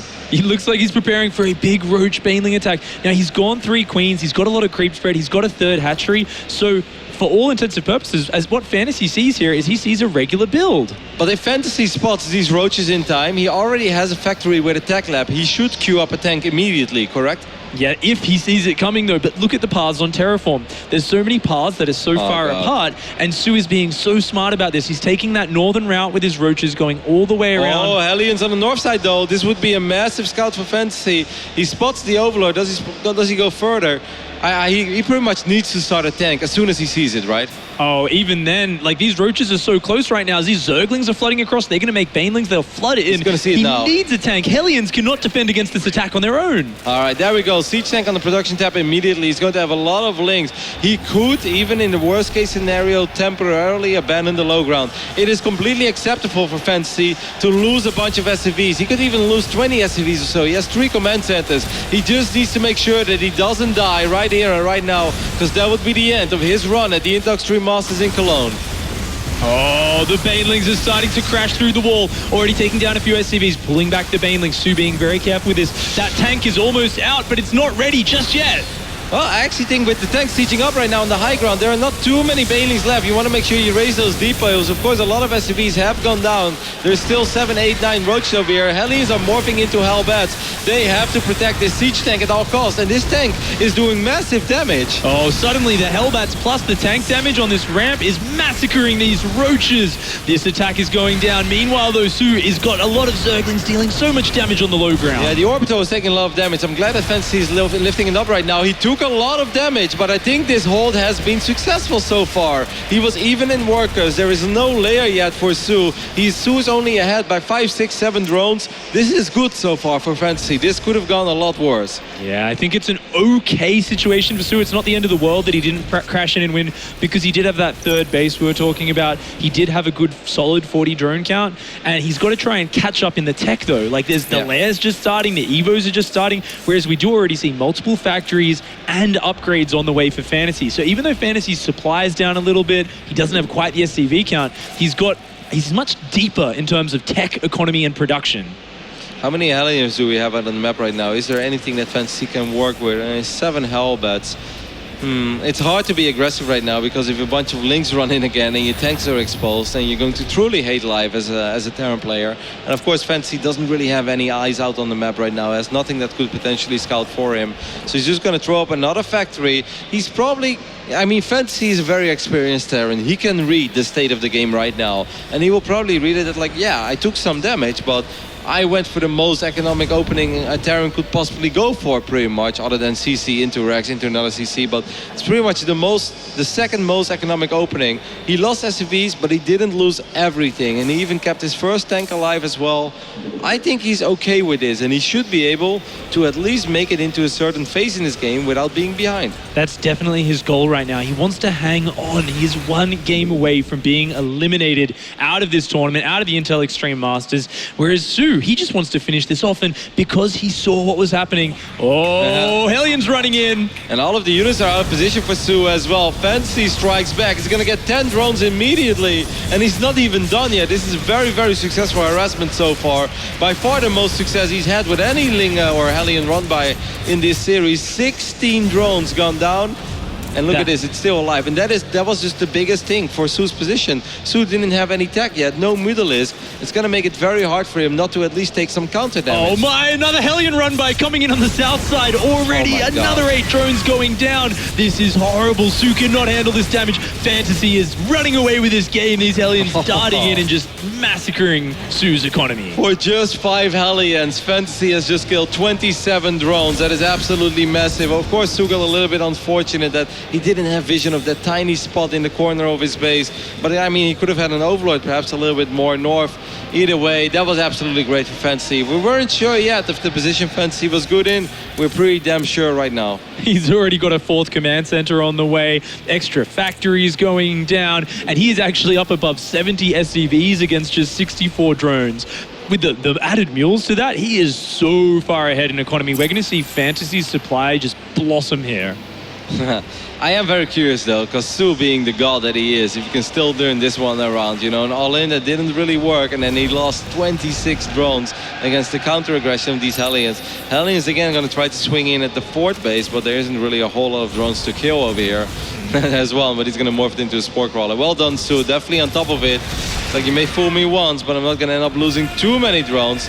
Hellbat drop, we'll try to get 1 or 2 drones, but shouldn't really get a whole lot more than this. But the most important thing for Fantasy is that he's buying time for his production to become truly scary. He's buying time for more tanks to come out, for more Tors to come out. And the Roach Hydra count is high, but without any Vipers, Su's gonna have a very, very hard time getting a favorable engagement. We do see 1-1 upgrades for Su against +2 attack and 1 armor about to finish for Fantasy's mech army. Now keep in mind, there is no hive on the way. An infestation pit has just begun. Su doesn't really have any plan in the immediate future. He's got a very slow transition of Vipers. For the moment, he's just trying to do whatever he can with Roach Hydra to hold him back. The Hellion Res is just relentless so far. He just keeps on doing with it. More and more drones have gone down. It almost seems like Su just wants to make something happen with the Roaches and Hydras he has on the other side of the map. These Hellions, this middle line is exposed as well. Oh my god. Let's take a look at the amount of drones that have been killed in this game. 44 have gone down already. Almost over 50 workers have been killed, well, pretty much right now in the last, what is it, 2.5 to 3 minutes? Fantasy's Hellions are the MVPs of this game. They are just massacring Su's economy, and Su looks desperate right now. He's gonna try. He's moving in with his Roach Hydra army. He is coming in from 2 sides, and he's gonna try and break through Fantasy. This is Su's last-ditch effort here. He needs to make it happen right now. Well, I mean, he is going up to Hive behind this, but he just wants to see if he could make something happen. But there is going to be a planetary fortress as well. There is a lot of tanks, a lot of Tors, and all these Roaches and Hydras are just getting absolutely demolished. Very solid, well, hold there by Fantasy as he just, well, he was basically just sitting there and he was receiving it, but he was receiving it with open arms. He's like, all right, give me those Roaches, give me those Hydras, I can deal with it. Man, those tank pilots are going to be dining on Hydralisk barbecue tonight. There are so many corpses there, and that was so much gas that Su threw away. That's gas taken away from any later game composition which could deal with this. Fantasy is in the driver's seat right now. Su has to make something special happen. He has to hang on, keep spreading creep, and he needs to find a way to get around Fantasy's army. He can't fight him head on. I think the most important thing for Fantasy is just don't go overly passive though. Like, you've been ahead right now for the last 4 or 5 minutes in this game, and you just had an absolutely phenomenal fight without really doing anything. Like, you were just sitting there and your opponent just ran into you, and well, you had way more tanks and Tors than he perhaps expected you to have. But don't be overly passive. Don't give him the chance to eventually maybe get Broodlords and Ultralisk out, because you don't want to fight against it. Just fight against Roach Hydra if you can. He's actually got 18 siege tanks right now. Yeah, I like this. I like this move out a lot. It's truly time that he starts doing something. Of course, you know, moving out with mech is always a little bit scary because it's an immobile army and you feel like you're vulnerable at home because you don't have too many units left behind. But, you know, don't give your opponent too much time. Don't give him the time that he doesn't deserve. We're playing Scan Simulator here right now. Fantasy just wants to see everything going on the map. He's made sure with scans on the side there's no counterattack in place, and now he's just looking to ram his army through here. He's going to leapfrog these tanks, making sure a few of them are sieged at all times so that Su can't engage this effectively. Well, Su's going to be forced to fight. He does have a couple of Vipers out, but I think he's waiting for them to get enough energy. He is maxed out again, though. He was able to squeeze out enough Roaches. There are these Vipers. They're so important. The tanks are very clumped up. Imagine 2 blinding clouds on top of 7, 8 tanks. There's 11 Vikings in the air, but they're not necessarily in the right position to stop these Vipers. If he does land those blinding clouds, it could make this fight possible for Su. I mean, he needs the blinding clouds. Without the blinding clouds, there's absolutely no way. Here come those Vipers via the south side, and all of those tanks, they've been so clumped up. One blinding cloud goes down, and the second one goes down as well. Roaches come in from the north side. Su is still losing a lot, but will it be enough? Actually, I think Su should be able to stabilize over here. He's getting a lot of tanks over here, Pig. Wow, the Roaches and Hydras actually spreading out quite well to minimize the splash damage. The Vikings do land and repel the last of it. A very good trade for Su, but keep in mind, his economy was battered back earlier. It's very hard for him to replace this Roach Hydra army. And he doesn't have his Vipers anymore either, so the next time he's going to have to fight against all those tanks that were previously not fighting. There are 25 Roaches on the way right now for Su. He definitely needs those. If he can get all those Roaches out in a good moment, then he can crush his army, because there is a lot of supply here that won't really do anything. Like, look at all these Vikings. They're not really contribute anything to the fight. So those Roaches should be able to make the difference. Fantasy is really reinforcing this push as well. Su's making 14 more. He's getting a couple of blinding clouds. He needs to go soon though, because right now this army is an army he can crush. Oh, it looks like Su's actually opting for the counterattack. He doesn't want to engage again until he has more blinding clouds. No. I think he's just setting up a flank, and that's a much better idea. Like, he shouldn't counterattack right now. He needs everything at home. And I think if he uses everything, I think Su can do this once again. He is supply blocked. He's remaking a couple overlords. Here we go. Vipers coming in pretty much from all angles via the north side and the south side. Roaches and Hydras coming in from all angles. What a sick engagement by Su. 360-degree surround. Blinding cloud on top of about 5 or 6 of the tanks. And Fantasy's army just gets obliterated. Su is so ridiculously good in this game. Oh my god, he was under so much pressure. This has been such a rough game for him, and he just gave us perhaps the most beautiful engagement when it comes to Zerg in this tournament. He's going to try to counterattack immediately. He hasn't won this game yet, but that was magnificent. Su is Zerg just play. determined to get through to the finals of this tournament. It was looking like there was no way he could come back in this game, and he just says, no, I will win. I will go to these finals. I want to win this 3-0, and I want to do it without dropping a map. He's like, haven't you got the memo, Fantasy? I haven't dropped the map yet, and I'm absolutely not planning on dropping one against you. Fantasy is doing some good counter-aggression, though. Again, getting 11, 12 drones with these Hellions, kind of evening up the worker count. But I think for Su, it's acceptable to be at 66 drones right now, because he pretty much has everything already, right? He has +3 missile attacks on the way. He has all his infrastructure. So I would say 66 drones in this phase in the game is more than acceptable.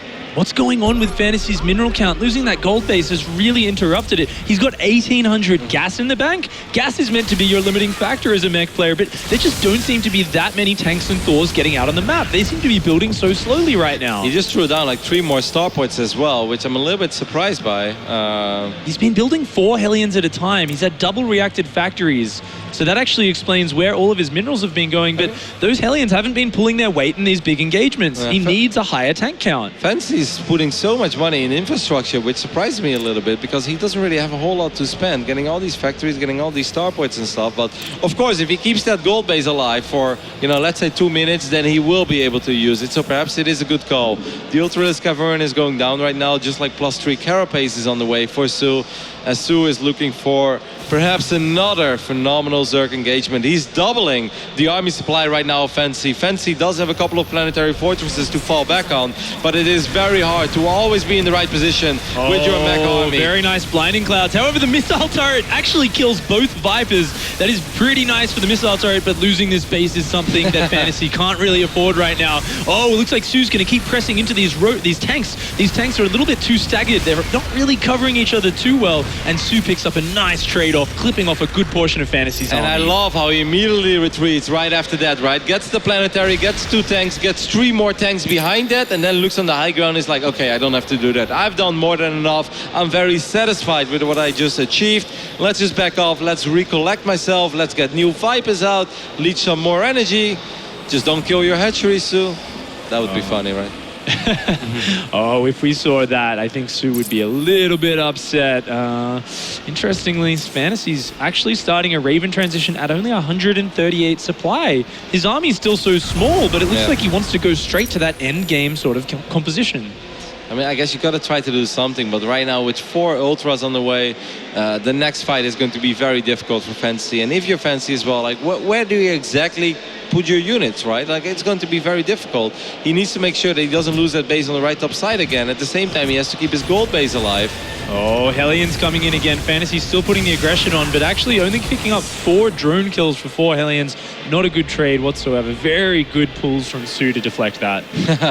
We all live in the yellow submarine pick. Oh, Mule City, man. The income is going to go absolutely insane for Fantasy. He did invest in so many orbitals earlier, and whilst I feel it was a mistake to not be spending his gas on more tanks and Thors, and I think that kind of gave Su a bit of leeway, it's now paying off in that he can just drop endless mules, and he'll actually be able to start trading out SCVs to get a higher supply. This barracks will get picked off, so no more factories for you for a while, Fantasy.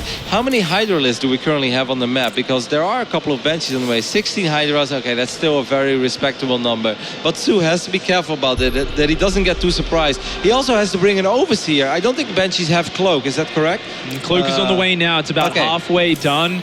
They are going to have it probably, just about 40 seconds time, but it looks like Su wants to shut down this top base once more. No Overseers though. If Su picks a fight against 6 Cloak Banshees, terrible things will happen to his little Zerg army as these Hellions.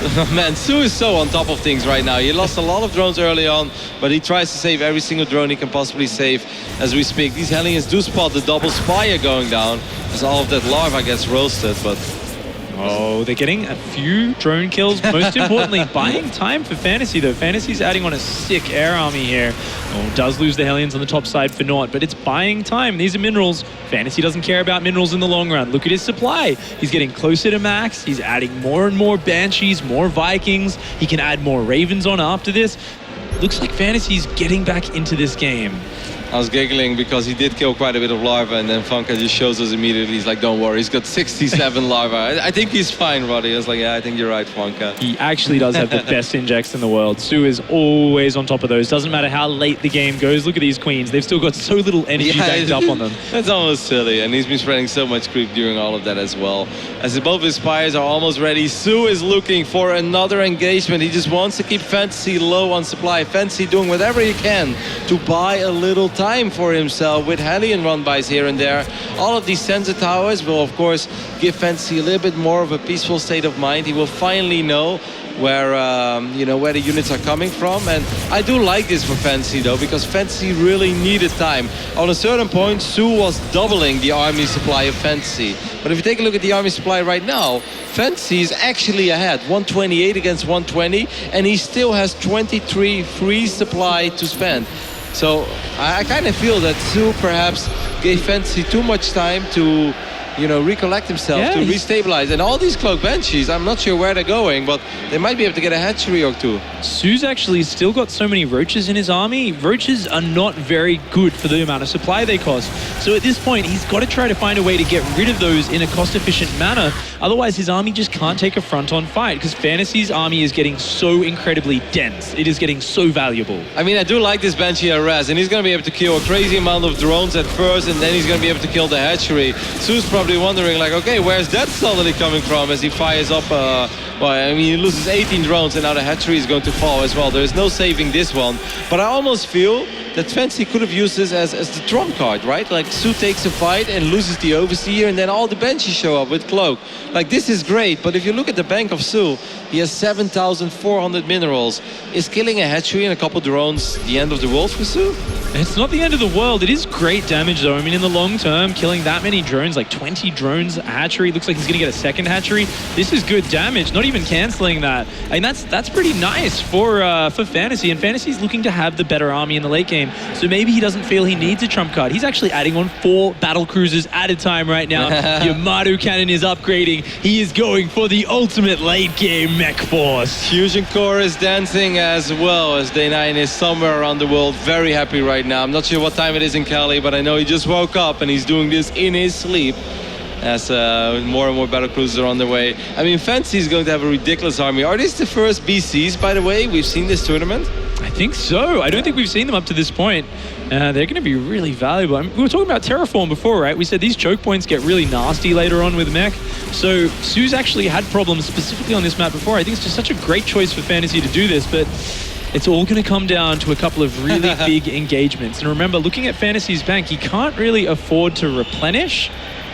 But Su, on the other hand, he's got a full army replenish in there. He could build 50 Mutalisks right now. Yeah, but do you really want to build 50 Mutalisks against all these stores? Well, you could also build probably about 20 Ultralisks, maybe go for that instead. There's a lot of options. He's got so much choice, but it comes down to, can he do enough damage in the first fight to actually disrupt Fantasy's composition and expose a weakness in it? Like, I don't think Su has a whole lot of weaknesses, but in the past we have seen him lose a couple of games that were almost unlosable, right? At the 35-40 minute mark, where he just took fights that he didn't really have to take. And you know, some people are just phenomenal early game, phenomenal mid game, but then super late game. It requires a different type of skill to play StarCraft suddenly. Like, these roaches Really that you does. mentioned, it's time that Su starts, recycling these roaches. Just try to kill whatever you can with it, but get rid of it and replace them with better, stronger Those units. roach corpses are just getting blown into the river at the side of the map. They're doing absolutely nothing up here. Picking off 2 SCVs for about 25 roaches. Not the most efficient trade by any means. And Fantasy's just going to shut down all of that. Interestingly enough, Su replacing it with Ultralists. He wants this meaty ground army. He wants to crash through the ground force of Fantasy, and then he can replenish on the anti-air units. So there's been a lot of talk about this lately, but what is the ideal composition right now for Su? Like, what do you think as a Zerg player yourself, Big? It's really hard because it depends on your focus, right? Do you want to be forcing a fight into them, or are you looking defensive? What we'd see missing from Su's composition is Infestors, so he can't really punish the Vikings and the Ravens when they come forward with any sort of fungal growth. He's very much relying on Hydras, Queens, and Corruptors for anti-air. Yeah, he has a couple Vipers in the mix. Could drop a few Blinding Clouds. There are still so many tanks, though. Is Su going to go for it or not? Yes, he is. Yamato cannons are going down. A lot of the Ultras are trapped at the back, though. They're only going in 1 or 2 at a time. Oh my god, Su's army got absolutely massacred over here. As Fantasy still on 180 supply and Su only on 80. Su's going to try to spend his bank right now. He's making 15, 25 Corruptors and 5 more Ultralists, but that was a very, very painful fight. I don't want to see the army graphic at the end of the game. I don't know why Su would fight there. It was such an awkward angle, but he seemed to think, hey, the air units are exposed. This is my chance. Let's go. And it just did not work out as he expected. Fantasy's army was well spread out. There was nothing to punish the air units being clumped up at the front. The Vipers only landed 1 Blinding Cloud, and Fantasy's kept that army intact. Meanwhile, we've seen Su completely just spend his whole bank. Yep. His next army has to be efficient. He can't throw away another force like that. I mean, it's 3-3 Mac as well, and he's still working on these air upgrades. He's not there yet, man. He only has +1 carapace as well, and that makes a massive difference. People often forget about stuff like that, but, if anyone is fighting with 3-3 Marines against 1-0 Lynx, we don't even consider it a fight because we know how it's going to end. And sometimes we forget about that when it comes to Mac against some of these air units. But right now, Su is extremely far behind in the upgrade department. Oh, so many Corruptors here, but they don't have the best upgrades just yet. Oh, a couple of them going down to these Vikings. 3 Corruptors already going down. Looks like Su wants to take the fight. He's had enough. The Corruptors are going in, and he's just losing even more of them. Doesn't take down a single mech unit. He's lost 5 Corruptors there already. He has a few more on the way, though. But this army supply, once again, Fantasy has even sacrificed SCVs before. Fantasy's army, this pure army, 174 army supply. That's just absolutely insane. The power of mules in this endgame, the ability to just oversupply this army. You don't need workers, you've just got these mules that don't take up supply mining for you, and Fantasy's just very patiently pushing his way around the map and trying to secure these new expansions. Slow and steady wins the race as we are edging in on the 40-minute mark over here on Terraform. Oh, but I'm suddenly actually walking right into this Ultralisk army. That's actually a bit scary for Fantasy. The Ultras are getting good surface area, but there's just so much firepower. A lot of the ground army going down for Fantasy, but his air army is remaining strong. The Yamato cannons blasting these Corruptors out of the sky. As GG is called, and Fantasy will win this game on Terraform. A very long back and forth game as Su finally drops his first map of the tournament, and perhaps this is what Fantasy needed to get some momentum going into this series. Man, this game is like almost impossible to sum it up because it started off with that Roach Bane against the double factory opening. Su was in a pretty okay position at first, even though I like Fantasy's position all along. The Hellion counter harass was great. Then suddenly the Roach Hydra fight was amazing for Su, and it looked like he was going to end up winning this game. I think he just gave too much time to Fantasy. I think he should have pushed harder and harder, because when a player like Fantasy starts working with 174 pure army supply, 3-3 mech, and a little bit of everything, what are you supposed to do? It's just so difficult. Su there, looking slightly frustrated that he wasn't able to close it out. He did have his opportunities that game, and he just wants to get to the finals. You can tell he's like almost a little bit impatient at some points that game, going for the Roach Baneling. I think it was a good build decision, but Fantasy just held on strong. And do you feel like, I mean, he was in such a good position after those Hellion run-bys. You kill 45 drones, you've got to feel like you're in a good spot. I was thinking there that he might even be a little bit upset that he didn't close that game out maybe 20 minutes sooner. The fact that like Su actually crushed his mech army, I think Fantasy's got to tighten it up in this next map, because I don't think Su's going to give him another opportunity to get back in there like that. Well, it was an extremely long game, a very exhausting game as well, so we're going to give the players a couple of minutes to recover, and let's check in with the boys at the analysis desk to see what they have to say about that game on Terraform. Thank you very much, Rotterdam, and of course, Pig. Excellent commentary as always. And what a series this is now turning into, boys, because Fantasy stopped him. Su has now suffered his first loss in this tournament so far. He's lost a map. But let's really get nitty and gritty about that last map there, because Su opened up with a very aggressive build that didn't work, and Fantasy held on by the skin of his teeth and was able to push forward from that Moonblade. Funny story, actually. I was backstage, and I was told to rush back here very quickly because the series was about to end, apparently. Everyone was saying that back here. Was like, get in position, he's about to do it. Yeah, it was that close as well. I mean, that tank coming out at the right time and the Hellbats on top of the ramp, holding on just. And even besides that, Fantasy did take some decent economic damage, but he did get those early 3 CCs, so he could come back into it. How did he come back into it? Obviously, he's got 3 command centers, but he took so much damage there. Yeah, he really kind of stabilized from there, and as you saw throughout the game, these Hellion run-bys just were doing ridiculous damage, which is something you always have to worry about when you're playing up against mech, especially when Blue Flame is kind of finished up. And it's kind of always been a weakness Su has had throughout this, this year especially, when we've seen more and more mech become available. Like, the late game comes around, Su doesn't put up spine crawlers, he doesn't have anything in place to really stop these Blue Flame Hellions coming in, and the damage adds up. Yeah, I mean, what, like 30, 40 workers during the mid game there, if not more, throughout the entire of the map. But he's found the kryptonite there in Su's play. And I guess in game number 1 and game number 2, he never really had the opportunity to find that weakness. But he really, really exploited it in game number 3. And I'm sure that's going to be a point that he'll be looking at in game number 4 and possibly 5 as well. Yeah, it's going to be really map dependent on how comfortable you can get into the late game with mech, like he did on Terraform. That's probably one of the best maps to try and get away with it if you weather the storm, which is maybe why Su went for that all-in to begin with. So yeah, it's going to come down to the maps, and from there, it's about what Su's going to do, because Su, or Zerg in general, has to stop that from going late game. There's still a lot of things that Fantasy needs to fix, though. You know, like the way he was attacking and sieging at first when he went for the follow-up attack after losing most of his army against the first few Vipers. He had these tanks very well spread out, and he grouped the next few ones, so the next fight really went in Su's favor, and for a second, it kind of looked like a throw.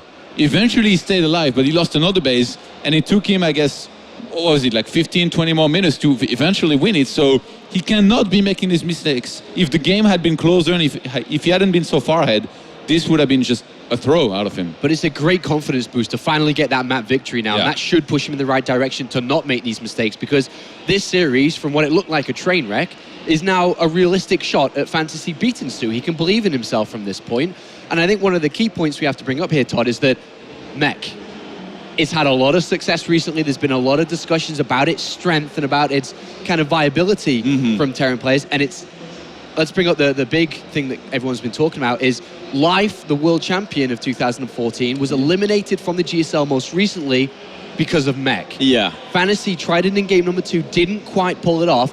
Game number 3, he's found success. Surely this is the angle that he's going to take for the rest of the series. I think it's very likely, yeah. It depends on maps also sometimes a little bit, you know, but he's just doing so well right now, mech in general, and he's finally won a map against the guy that just can't lose, supposedly. So I think if Fantasy here makes the right decision, and I think the right decision is fairly simple, you just mentioned it, is just to go for mech and play solid. It's all in the execution. Map number 2, the execution was weak, he lost. Map number 3 was much better, he won. All right, thank you very much, guys. We'll get ready for map number 4. It's just around the corner. Before that, we're going to go to a very, very quick commercial break, and when we return, we'll find out if Fantasy can actually take it to the rubber match, or will Su go to his first Intel Stream Masters final.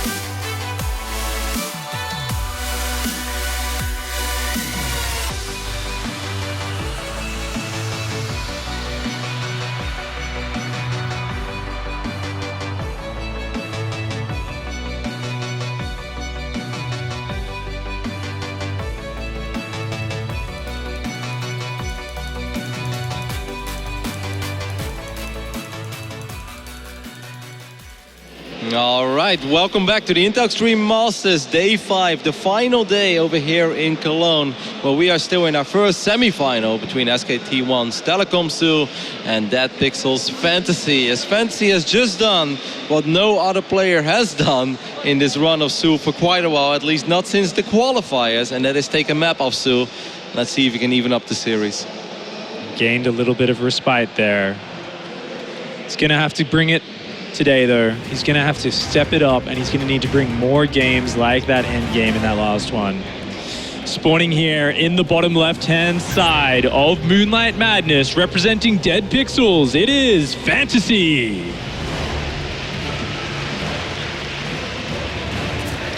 And spawning on the right side, right top side of this very interesting map, we're looking at the main base of the Zerg, who's still ahead in this series. It is, of course, Su.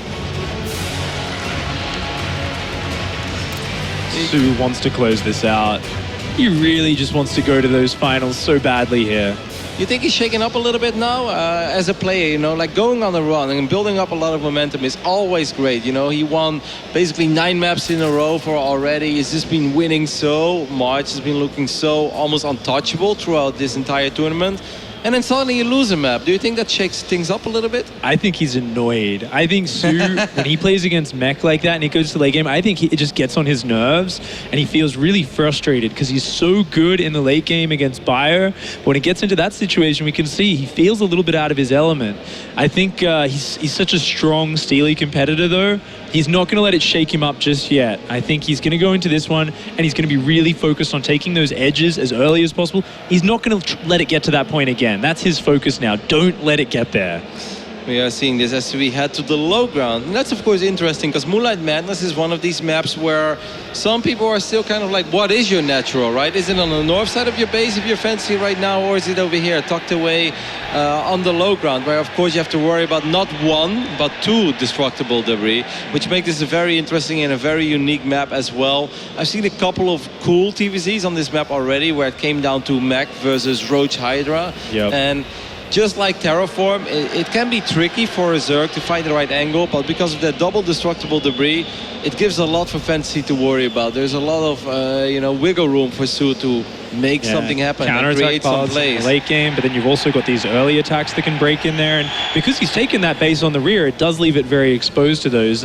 Interestingly enough, Fantasy, he's been a guy who we've seen actually very famous games where he's dropped a tank on the little cliff inside the Zerg's base, used this to both siege the third base on the low ground and elevate Marines into the main base, and he's actually got some beautiful edges in some of his games using that. Yeah, Su's taking the right extractor, so just in case, at least that one would survive. I'm personally not a very big fan of it. There were definitely some maps in the past, think back of the good old glory days of Shattered Temple, Lost Temple, however you want to call it. On those maps it was ridiculously strong. On this map I feel it can have an influence, but most of the time Zergs got so good in dealing with that kind of stuff as well. They're so patient with their queens and then getting the Overlord for a little bit of high ground vision, and as long as there's no missile turret and a bunker over there, most of the time I think Zerg is more than fine. Yeah, we've seen them getting better and better at dealing with it, especially as we do see what has Su been favoring lately. It's 2-base Muta. He loves to rush up to Mutalisks, and once you've got those out, you can really shut that down. Now, another feature of this map, which is very interesting, is actually the 4th base location. Where do the players want to choose to take that? Because it's so exposed, it's so far out front. And often Zerg players sometimes go for the one below the natural, actually opting for that, but it's so far by ground to defend. So once we get to that stage of the game, if it goes there in a sort of standard Bio versus Zerg game, it will be really hard for Su to establish and protect that. So what's your personal preference, Pick? I actually like the one at the bottom, which, below Su's natural. I feel like if you can get creep to the middle of the map, then you can really defend that quite well. But no matter what, this is a dropping map, and we know Fantasy loves his drops. He loves to send them around the edges of the map. It's funny because I kind of prefer the one above, let's say, Fantasy's natural right now, the one a little bit more into the middle. Like, I think it gives you a staging ground towards the middle of the map, makes it easier to push out from, I feel. I feel like in the natural over here, it's very easy to just go for a full wall off, and then you just kind of eliminate that side of the map, right? You throw up some static defenses behind it, and then you kind of just play the map out from only one side. I think if you do that as the Zerg, you actually want to be taking the back base, though, as your natural, so you can get your creep spread out in that direction a lot faster. So I'm not really sure what Su's aiming for. Interestingly enough, though, it looks like we are going to see that tank drop out of Fantasy here. And he is even adding an armory behind this. So looks like maybe a Hellbat follow-up to this. I'm really unsure about that armory. Maybe just some early mech upgrades. Going to be very interesting to see where he takes this. I mean, I've seen this build being used in the past as well, and I just think it's a lot stronger if you bring an SCV, so you could potentially throw up a bunker there, or maybe a missile turret as well, and that makes it something that it survives forever. Right now, it feels like Su doesn't even want to expand there, by the way, so like there is going to be a tank on that high ground, but what is that tank really going to be able to achieve? Not all that much. This is exactly what Dark did when he was facing this build, taking that third base down on the other side and completely ignoring this base, saying, guess what, I'm going to ignore your ability to take this cliff. Meanwhile, Fantasy coming in, he's going to set up that tank, and there is a spine crawler already almost finished here. Multiple transfusers saved up. Looks like Su is so well prepared for this build. Yeah, I mean, Su was almost hoping. It almost seems like Su really wanted Fantasy to go for that build. It's like, please do it, and I will do everything I can so far to make sure that it is not going to kill me. Lately I saw one map where the Spire was actually in range of the tanks, and that made things a little bit dicey, but this time the Spire is not in range, so I think Su is doing a really good job in buying time for himself. Keep in mind, this is almost an all-in. Funker was showing us Fantasy's production there. He's just pumping out Thors, like more medevacs. Another tank is coming, and this time he is bringing that SCV. Looks like he is going to start setting up missile turrets, maybe bunkers here. Maybe he's setting himself up. Okay, there we go. I do think this is cool, because that means that this is going to be safe for quite a while. Maybe Fantasy's setting himself up for a very, very strong 2 base. From ramp to ramp, this is not the biggest map out there, right? And especially not if you have sweet medevacs as well. So maybe he's just going to try to continue this pressure, and something that starts off as an arrest then suddenly turns into an all-in. This is really cool. It's putting so much pressure on Su right now. Su's Mutalisks are starting. They are going to be able to put on some very strong counter pressure, but they won't be able to engage this position here. I like the tanks. I've taken out these destructible rocks for now. A couple of these links will get picked off. It's going to be extremely important for Su that he's very patient. Is Fantasy just going to leapfrog forward with tanks over time? Like, is that the game plan over here? Well, it looks like he's going to engage the spine crawler, but there are multiple transfusers there. That Thor has so much damage. It's blasting through those hit points, but the Queens just keep transfusing it. And this is so much damage going on to Fantasy's army. The spine still lives. Su looking very comfortable there. It's so good that Su's handling that with so much patience and so much elegance. I was about to say that he does end up losing 2 queens. Those queens were so important in keeping that spine crawler alive. He did everything right before, but now that spine dies, that's so unfortunate for Su. He was doing it so well. Now 3 queens have died and the spine. Oh, look at this, walking into the base here. He's got a Thor and a couple of Marines there. These medevacs are all very low on hit points. The queens have been dealing out a lot of damage so far, but he can keep putting on pressure. I think worth mentioning is that Overlord Scout from Su did not see a third command center. He even dropped some creep on the low ground there as well. So he knows that Fantasy is extremely committed to this, and he knows that the most important thing for him right now is just keep calm. Don't make mistakes like he previously made, losing those queens, walking those queens into range of those tanks. As long as he doesn't do that, his macro is slipping a tiny bit as well, perhaps because he had all of those queens defending rather than injecting. This is so weird. We're seeing Stim on the production tab. Fantasy looks like he wants to go into bio after this, but off 2 base. He's doing the Fantasy build, the mech into bio, but on only 2 bases? I've never seen this before. This is really crazy. It's going to hit a very surprising timing, and it is going to catch a Roach Hydra reaction out of Su. Su thinks this is mech right now. He has no idea there's going to be a bio follow-up. He might be very surprised when he sees a whole lot of Marines backing up the army. It reminds me a little bit of that final we saw once between 4GG and Live, where 4GG also surprised Live in that final game. Now, this is not the final game yet, but evening up the series like this would be massive. These Mutalisks, however, though, do find one of the Rexes. We'll see Rex number 2 going down as well. Spots the Vikings, spots the Thors, but I think Su, with all the experience that he has at the highest level, should be able to put the pieces together by now. I think he absolutely does, but does he actually change anything? Because keep in mind, Su knows there's no third base for Fantasy, so even though Roach Hydra isn't the ideal composition against bio, it's actually decent enough if you've got big enough army, if you've got more economy. Exactly, if you have overwhelming numbers, and he's slightly ahead in the upgrade department as well. I think that's worth mentioning, because despite the fact that he was under a lot of pressure, he started up 1-1, which actually surprised me, and I thought it was questionable at first. But I'm glad I didn't say that, because now it all looks sense. As Fancy has been so slow about this, Su's going to try to finally break this little high ground thingy that we got going on over here. But these missile turrets make it very, very hard for these Mutalisks to pick up that tank. Su looks so annoyed at this position that Fantasy's taken here. Fantasy is just trying to be as irritating as possible with these units before they get taken out. I think Fantasy has to be very careful here, though, because now it's just a matter of seconds before Su will finally break this. So don't end up losing those medevacs, don't end up losing those stores, because that's still a very expensive little army. As the tank does get picked off, the medevacs are starting to run low on HP, but they should be able... No, actually, I think this store is super trapped. Yeah, this store is going to die as well, because the Mutalisks will try to pick up this medevac. Oh, maybe not. I mean, there's so many roaches and hydras have gone down. All the Mutalisks have gone down. Fantasy's happy to sacrifice these units at this point, I think. He's just continuing to annoy Su, disrupt him. Meanwhile, he's building up for this massive 2-base all-in. We have multiple tanks out, 2 tanks, a couple Thors, and a lot of Marauders, Marines, and Hellbats. All with just a couple of upgrades. Just +1 for the bio and just +2 for the mech. Only the attack upgrades, no armor. An Infestation Pit is going down. As we all know, Fungal Growth could be phenomenal, but most likely that will never come into play over here. Su starts +2 armor as well. This store has 18 kills already and just keeps on going. That last Mutalisk has died, so he was actually not too afraid of picking it up. Man, this store could write a novel by now by the things that he has seen in this game on Moonlight Madness. There's actually Arnold Schwarzenegger inside that Thor right now. He's just killing everything. And Su, sure, he's getting up high in economy. He's got a pretty good 3-base saturation. But this Thor... The medevac is so low on HP, 6 HP, and that would mean that this Thor is going to be trapped for a while. The Thor does finally get picked off. But that guy does deserve a round of applause for the 22 kills he collected. Fantasy's coming in. He's just going to shut down this third immediately. And because of these siege tanks and this choke point, he is going to make it very awkward for Su to engage. But Su realizes this. He's moving around for the flank. His unit's pushing down the left-hand side. We've seen him get some couple of very beautiful engagements before. Or maybe he's even going to try to force a semi-base trade over here. Su does end up losing one of his bases. There is no tank on the high ground. There's a little bit of bio, but there are no tanks. So what are you going to do right now with your Fantasy? Will you retreat, and will you retreat with everything?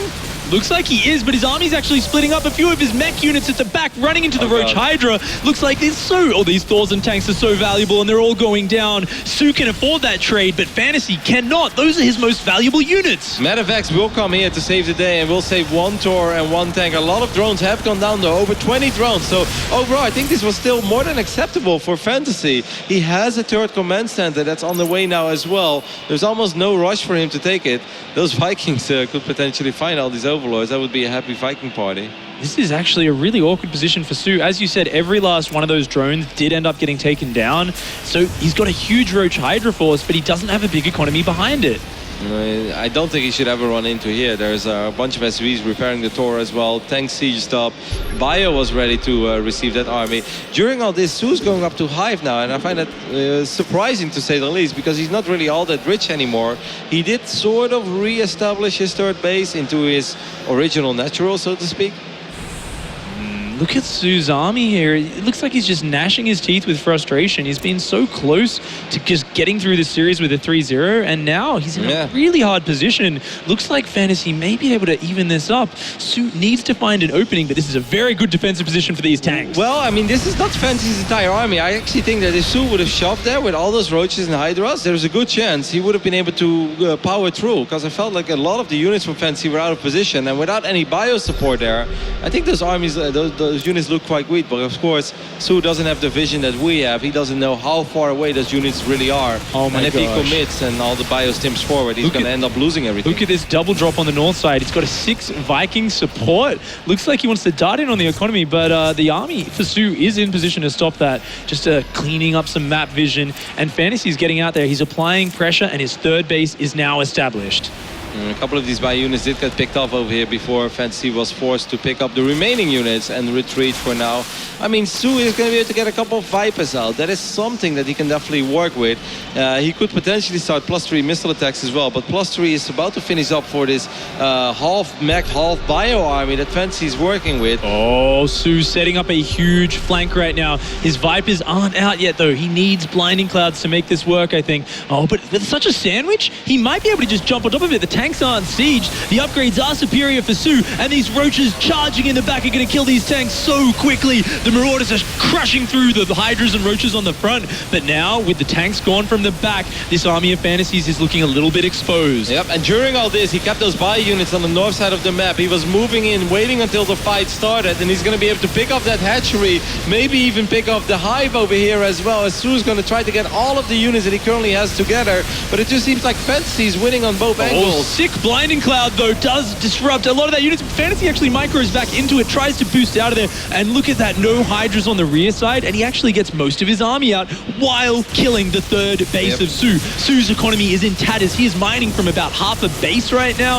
and Fantasy still has a 3-base economy, still has a good number of units. Fantasy is in the driver's seat right now. He is looking to equalize this series. He wants to bring it back, and he wants to say, no, Su, I am going to make it to this finals. It's been a really remarkable game so far by Fantasy, just from start to finish, setting things up slowly, but he just started getting better and better trades, and now in the end here, having that big push into the natural, while having those buy units on the north side. Su's going to try to counterattack, does drop a pretty good Blinding Cloud, but this army of Fantasy is just so much stronger, and GG is called.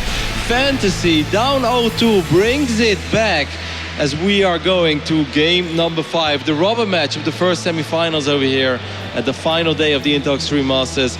This was a really sick game. If you have a Terran Heart pick, it's beating a little faster, because that was really cool. Fantasy played a very unusual, unorthodox style, but it all made sense, and it just felt like it all came together so beautifully. It was such a beautiful play, and Su, he looked like he was handling it so well, and then just a little bit of misattention, some queens being sniped down, things started to fray, and it was such a surprising follow-up from Fantasy. It wasn't just a single tank and a few Marines. Suddenly there was a Thor in his base. Suddenly there was no third base going down. What the hell is happening? And Su just wasn't able to put everything together, wasn't able to get the pieces in position to deal with it. I mean, the counterattack was a crucial moment, of course, on that game of Moonlight Madness, and especially when Fantasy kind of split up his units, and it almost looked like he was going to end up losing 2 Thors and 3 tanks for pretty much nothing. But then he just got in there in the nick of time, was able to pick up 2 of these units, and then suddenly, you know, during all that, he picked up that base on the right side, and he somehow held the ramp. I felt that Su was perhaps a little bit indecisive.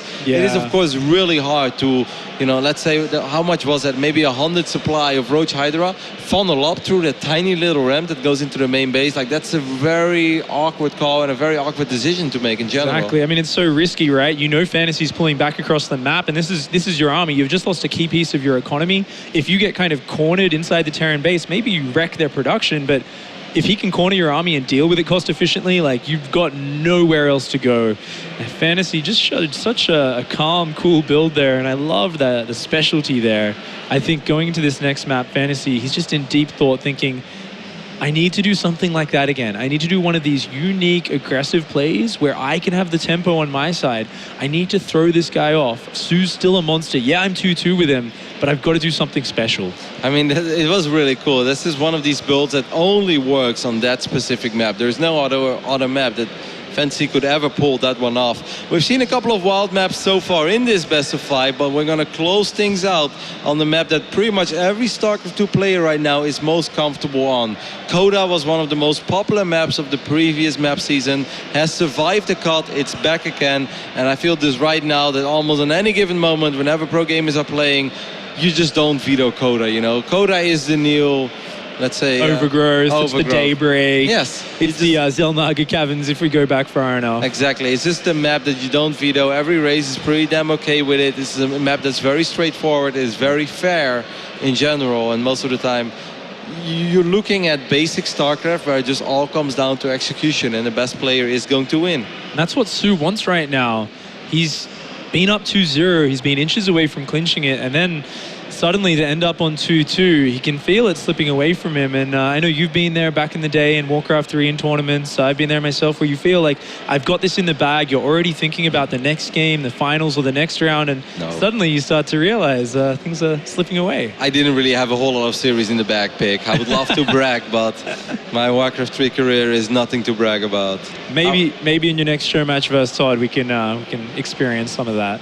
Hopefully. Well, we'll see. Need to practice a little for that one. Otherwise, he's never going to let it go. You know how he is. Oh, I do know. Of course, look at that Kesper Cup badge there. Su's wearing that with pride. Remember, it wasn't long ago he won his first championship.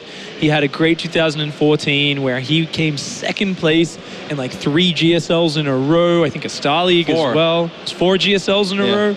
Just amazing performances. He was showing that he was one of the best players in the world, maybe arguably the best just through consistency, but he wasn't able to clinch it out. And just recently, he's kind of discovered that champion within himself. Yep. Won a big online tournament as well, one of the most stacked online tournaments we've ever had. And now he wants to try his luck overseas. Came to Germany, wants to win his first tournament outside of Korea. It's absolutely no question whether or not Su is good enough for it, but Fantasy has definitely built up a lot of momentum as we are hopping into Coda for the final game of this best of 5.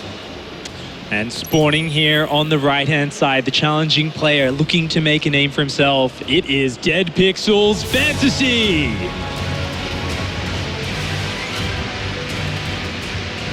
Gave us a super entertaining series so far. On the left top side of Coda, the man who looked untouchable but now got a couple scratches, it is Su.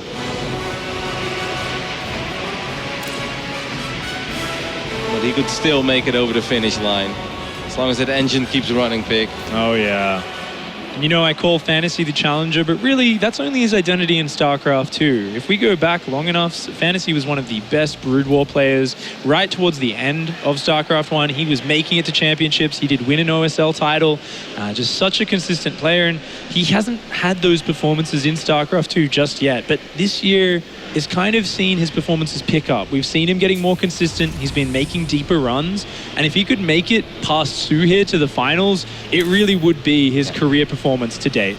I mean, he left a Korean team to join a foreign team, and of course then, you know, we will see him more, and he is going to have some tournament runs, because the more you travel, you know, the more opportunities you will have. But so far it hasn't really come all together yet.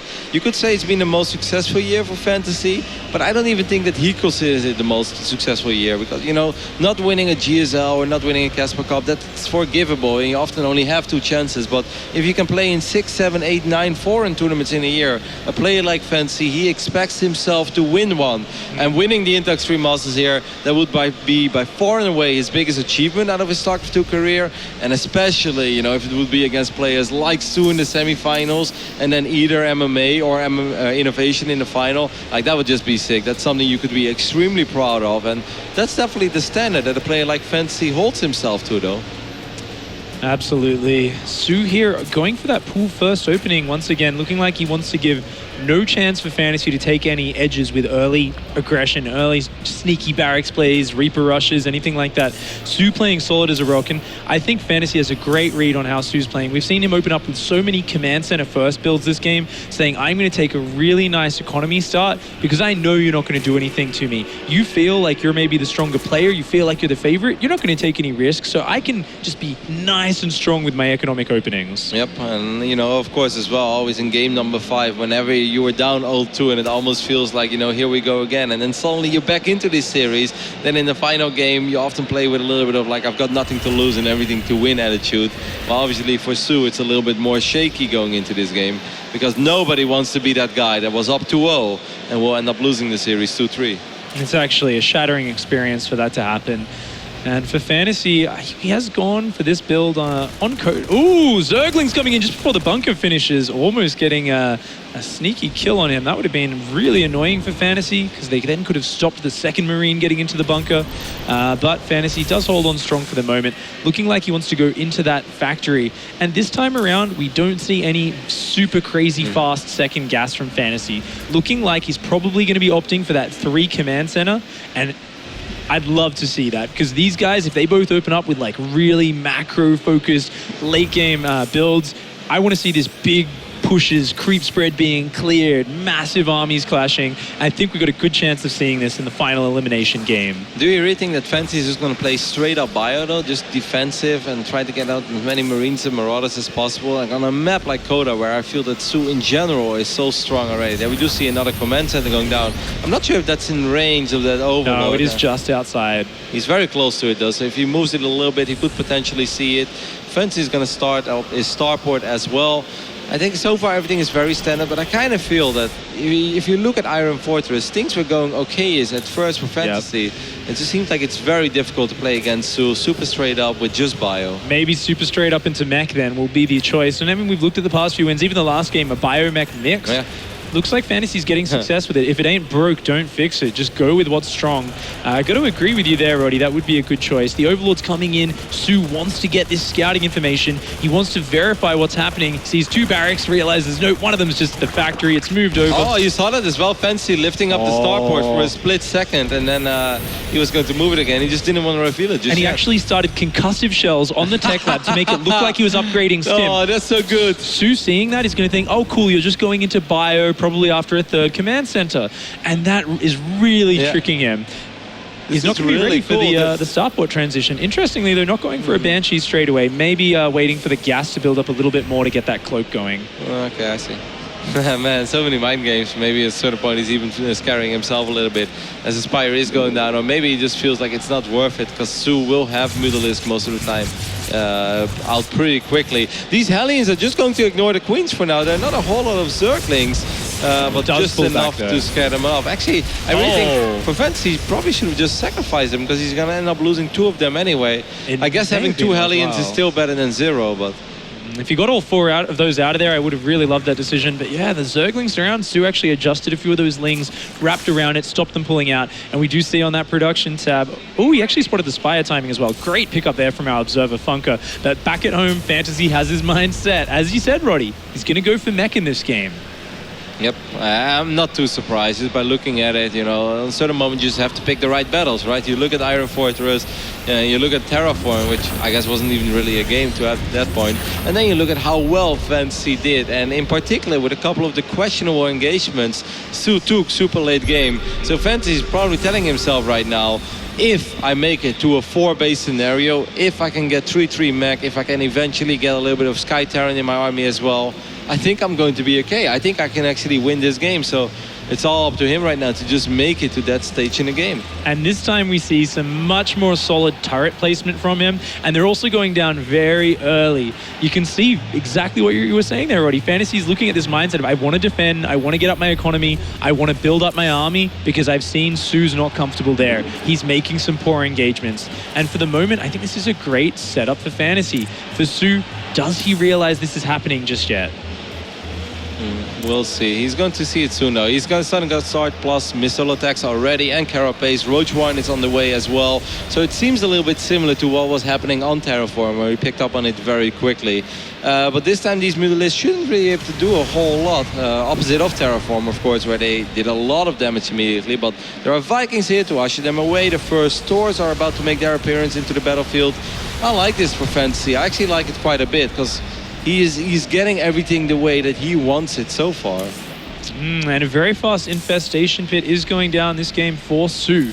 Su looking like he doesn't want to opt for any big roach push on lair tech. He wants to rush to Hive, get out Vipers as quickly as possible. And we did see a few moments right when he first had his Viper tech in that Terraform game. He had staggeringly good engagements. Like, just, it's so hard to even describe how good that 360 surround was. He'd always find the hole in the Vikings' vision as well, come from behind with those Vipers so they wouldn't get sniped down, and he'd almost always land the perfect blinding clouds. Yeah, that was true Zerg art right there, one of those engagements on Terraform. But, you know, Fantasy will learn from that as well. It's one of these things where you just learn every single game, and Fantasy won't make the same mistake twice. This time he'll probably spread out his Vikings a little more, make sure he will cover all areas, and even spread out his tanks a little bit more, so a single blinding cloud won't get 4 tanks anymore, but perhaps 2 tanks at best. Ooh, triple upgrades going for Su there. Melee upgrades as well, looking like he wants to prepare for that Ultralisk swap later on. Meanwhile, Fantasy just progressing, adding more and more factories, getting up that infrastructure, and his Hellions are looking to poke around the sides of the map, seeing if they can find some drones that are exposed. I'm a little bit worried, man. We've seen some of the best Zerg players in the world already struggle with mech a couple of times, of course, alive in the Korean leagues, and Su is up there. Su, if not perhaps even a little bit better than live right now, also didn't look flawless in some of the decision making, and I know it's extremely difficult to go up against such a scary army, especially ever since, you know, the Swarmos is not the Swarmos that it used to be. It's a little different now. Wow, we've already seen a much better preparation from Su this game. Just look at this Hellion defense. He's actually so well prepared with his unit split up, and we already see Queens being added into the mix. This time, he seems to really be focused on actually the Ultralisk stage. I was talking about Viper, Roach, Hydra, but it looks like we're going to see Ultralisks, Queens, Roaches, Hydras, and Vipers. Su opting to go to the end game. But there is an answer to that if you're a Fantasy there. There's an absolute answer, and I really love the wall of supply depots already. That's just such a good start at first. We all know that Ultralisk can be a little derpy as well. They're very big units, and if you attack move, they will just start attack moving supply depots while there are a bunch of tanks and Taurs shooting at them from behind that wall. More command centers going down. Those mech upgrades are well on their way. You know, Fantasy's probably just trying to figure out what's going on. And of course, he would love to do some damage with these Hellions, but the most important thing is just that he buys time and that eventually he gets the army that he wants to get. And right now, he's at the 150 supply, and he's slowly but steady. He's getting there. Both players are so nervous about taking too many big risks this game. They don't want to throw away their tournament life right now. Both players are one game away from making it to the finals. This is the deciding match, and we can see those Vikings have cleared up the right-hand side. Hellions once again darting in the left. But look at this. Su's learnt from his mistakes. He's already got spine crawlers up. His units are well positioned. Only going to lose a couple of drones here. He's definitely handling that so much better than Terraform. But at the end of the day, I don't feel the Hellions is where it went wrong on Terraform. It was mostly, you know, the one or two super big fights. As soon as Fantasy got the army he was looking for, Fantasy moving out there a little bit, and Su probably looked at it. He's like, yes, please, you know, let's fight right now. Let's fight when you're at 150 supply. I would like that. Let's just never fight again against 174 army supply. As right now it's only 87. Crease threat, of course, is excellent, like Moonglade mentioned before. You know, if you're one of the best Zergs in the world, then needless to say, your crease threat is also going to be very good, because it's going to be hard to play Zerg on that level without having that. He wants to see what's going on. Fantasy just dropping scans all over the place. Already 2 extra orbital command centers are going down. Fantasy pushing into the middle of the map. Yeah, that's very unfortunate. He threw down a lot of scans and he missed most of the Ultralisk. So perhaps he felt, hey, if I force a fight right now, it might be okay. But no, absolutely not. Even when Chitinous Plating is not ready yet, he needs to spread out. Yeah, he needs to spread out further. 1 or 2 Blinding Clouds could be devastating right now. Oh my god, Blinding Clouds all over half of that mecha army. These Ultras are crashing in. They've got so much transfuse. This is such a great attack for Su, clearing out so much of this mech army. Oh, Fantasy caught completely out of position. The SCV's frantically trying to repair this planetary fortress, but everything is going down. Su sensed weakness and he is capitalizing on it right now. He wants to go to the finals of IEM. Not a whole lot left for Fantasy. No more Taurs, no more tanks. Forced to land the Vikings, and the planetary fortress dies as well. So even if Su backs up over here, he did great economic damage. He absolutely got the fight that he was dreaming of over there. And Fantasy is absolutely going to A, regret moving out, and B, not spreading out his tanks and Taurs a little bit more. Yeah, a little bit slow on his Viking focus fire. Once again as well, this army is crashing through this depot wall. There is just so few units here. Su knows he can push in here. He is maxed out against 100 supply Fantasy. These Taurs trying to mount a heroic defense on the ramp, but the Ultralisks just aren't dying. Nope, they're still alive. There are more Queens as well. They are gathering some energy. They will be able to land some transfuses again. And Su, the player who made it to the semifinals without dropping a map, was up 2-0. Almost looked like it was slipping away from him, but he is going to set things straight over here in the final game on Coda, as he is marching into the natural Fantasy, being up 120 supply. Oh, this is a devastating attack. Su here has said, no, I am not going to let you steal this away from me. He was looking worried before in that booth, but he has pulled it together. He has said, I will just go straight towards the Ultralisk, straight towards the Queens, and I will crash through your mech force. We'll make it into the final of his first foreign tournament after making it to 4 GSL finals, a Caspa Cup final, a Dreamhack Cup final. This time, well, Dreamhack was foreign then, I guess, as well. But this time, Su is going to be able to do it at an Intel Extreme Masters event for the first time in Germany, as he is just picking apart Fantasy now. He did lose a lot of Ultras on that ramp, has to be careful. We've seen a couple throws here and there as well, but normally a player like Su should never be able to lose this anymore. Oh, Su's having a bit of fun now, kind of trailing in here. He's just done devastating damage, and Su's got to be feeling a little bit relaxed in his mind now, saying, I've just ripped apart the mech army, and that mech army is not easy to replace. Those units increment out so incredibly slowly. Meanwhile, if you look at that production tab of Zerg, there are so many Ultralisks popping out. There is such a huge economy. 89, 90 drones for Su. He can afford to make so many more units here. Yeah, he can pretty much make whatever he wants. Of course, losing all those queens, that does hurt a little bit because he can't really produce that many at the same time, even though he has 5 hatcheries, so he can start with it, but he knows how much economic damage he did, and Fantasy knows that he's in an absolute world of trouble. He's going to try to send a couple of Hellions to the right top side of this map, get a couple drone kills here and there. Nobody wants to tap out in Game 5 of the semifinals of a StarCraft II tournament. You always want to fight till the bitter end, especially when your name is Fantasy and you're well known for your GG timings. Oh, Fantasy does not give up easily. You really need to shove him out of the game before he even considers typing GG.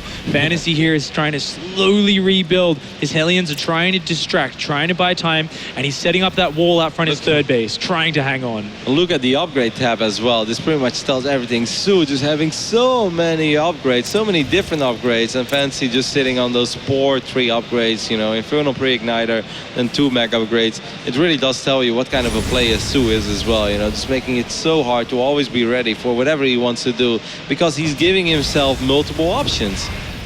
Hellions come in, picking up a couple drone kills, buying a little bit more time. Su is taking his time here. Yeah, on Terraform. Be careful, Su, because on Terraform that absolutely backfired. You gave him a little bit too much time. While you could have just absolutely... I think he could have crushed him in a certain point when he was doubling the army supply. This time, though, Su, as soon as he's maxed out, I think he's just going to go for it again. And even if he just trades out all these ultras, if he kills all the tanks, you know, this is 22 minutes into the game. Main base is pretty much run dry. Natural is going to run dry as well in the upcoming minutes. So if he just resets the unit count of Fantasy, that would already be good enough. Just don't give him that fourth base. Whatever you do, Su, don't give him that fourth base. Fantasy wrapping some tanks around the cliff and the ledge here, using that very well, but he has no Sim City here. He needs to bring up like some barracks or some depots or something to choke up this position. Otherwise, the Ultralisks are just going to get on top of these tanks too easily. He's still getting time, though. Yeah. What is Su doing? I don't know. I'm really just wandering around the map. I think he's setting up the engagement, and I really hope that he is, because the longer he waits, the scarier he's going to go get. He's actually going to go back for a couple of these Hellions. This is what Fantasy wants you to do, Su. I don't understand what's going through Su's mind right now. Feeling the nerves here as he's about to go to the finals. He needs to attack, and he needs to do it right now. Every second that goes by, this mech army grows stronger. It grows more cost efficient. Yeah, we're suddenly looking at 13 tanks. There are overseas in the mix as well. There's plenty of queens, so they could potentially deal with the Banshees. We saw the Banshees doing quite a bit of eco damage in the later stages of Terraform. The barracks get picked up once again. There are ultras everywhere. These queens having a very favorable engagement against these Banshees as they pick up 2 Banshees in no time.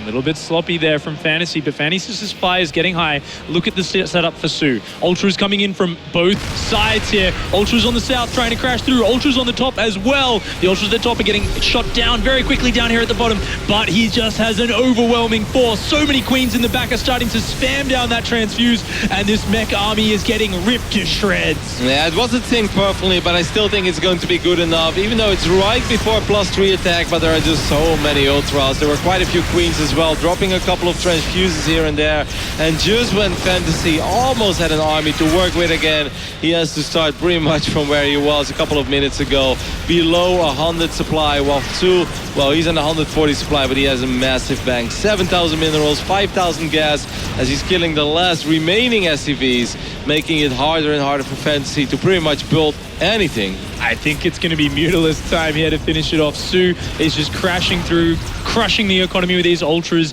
and Queens. And there we go in the production tab. 43 Mutalisks on the way for Su. He's going to finish this in style. Fantasy's coming down with this ragtag group of units. He wants to try and hang on. Little does he know that Su is going to rip away his chance to get to the finals right here, right now. Life's good when you're rich. 43 Mutalisks and still plenty of money left. And then you look at Fantasy SV's economy, and it's like going up so slowly, and then he builds one SV, and then it was at 0.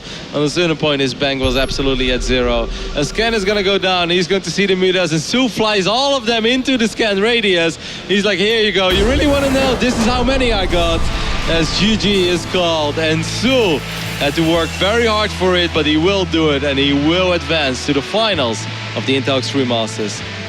A near upset there for Su. You can see the relief on his face as he does close that out. A very nice win for him. It looked so good at the start, such a commanding 2-0, and then suddenly Fantasy came back and really gave him a run for his money. But Su now, he's had his eyes set on the finals, and he is going to be going there. Where he will face another Terran, as of course the second semifinals will be coming up after a little bit of analysis, a little bit of chitty chat with the man who just advanced, but he will face the winner of MMA versus Innovation, which is going to be our second semifinal, and that's going to be one hell of a series as well. Innovation has built up a little bit of a reputation when it comes to playing epic TVTs in Cologne, as perhaps the best TVT that I've ever seen. He played here, not too far away. He's pretty scary. Like his just calm skill with it is fantastic. You can see Fantasy there, a little bit of a crushing defeat. Does look a little bit disappointed with that. Well, we love this series pick. I know you do. I saw you smiling throughout the entire series, and I can't wait to see what the boys at the analysis desk have to say about it. Thank you very much, Rotterdam. Su finds himself in his 7th StarCraft II tournament now over the years. Will he get his second championship, though? That's to be found out a little bit later on. But an excellent performance from Su. It almost slipped away from him, Todd, though. Fantasy almost pulled the turnaround. Yeah, he had 2 great games that he won, 2 maps in a row, and from there it really looked like he had gained some momentum, and I was really worried for Su here for a second. Yeah. But in the last map, I guess he stayed calm, collected, and he really made some very good adjustments against what Fantasy was doing in the few previous maps that had worked out so well for him. So I really liked the way he went about finally fixing what he was doing wrong and waited until the most important moment and that final map to get the victory. Nailed it, man. He nailed it at the end. We'll talk a little bit about this series a little bit more in a second, but we do have Su on stage waiting with Chobra. Thank you, Apollo, and all you lovely gentlemen back there casting the games for us. But of course, we have our first finalist here at the Intel Extreme Masters Gamescom. It is going to be Su from SK Telecom T1. Oh, you saw that. He's pretty happy about it.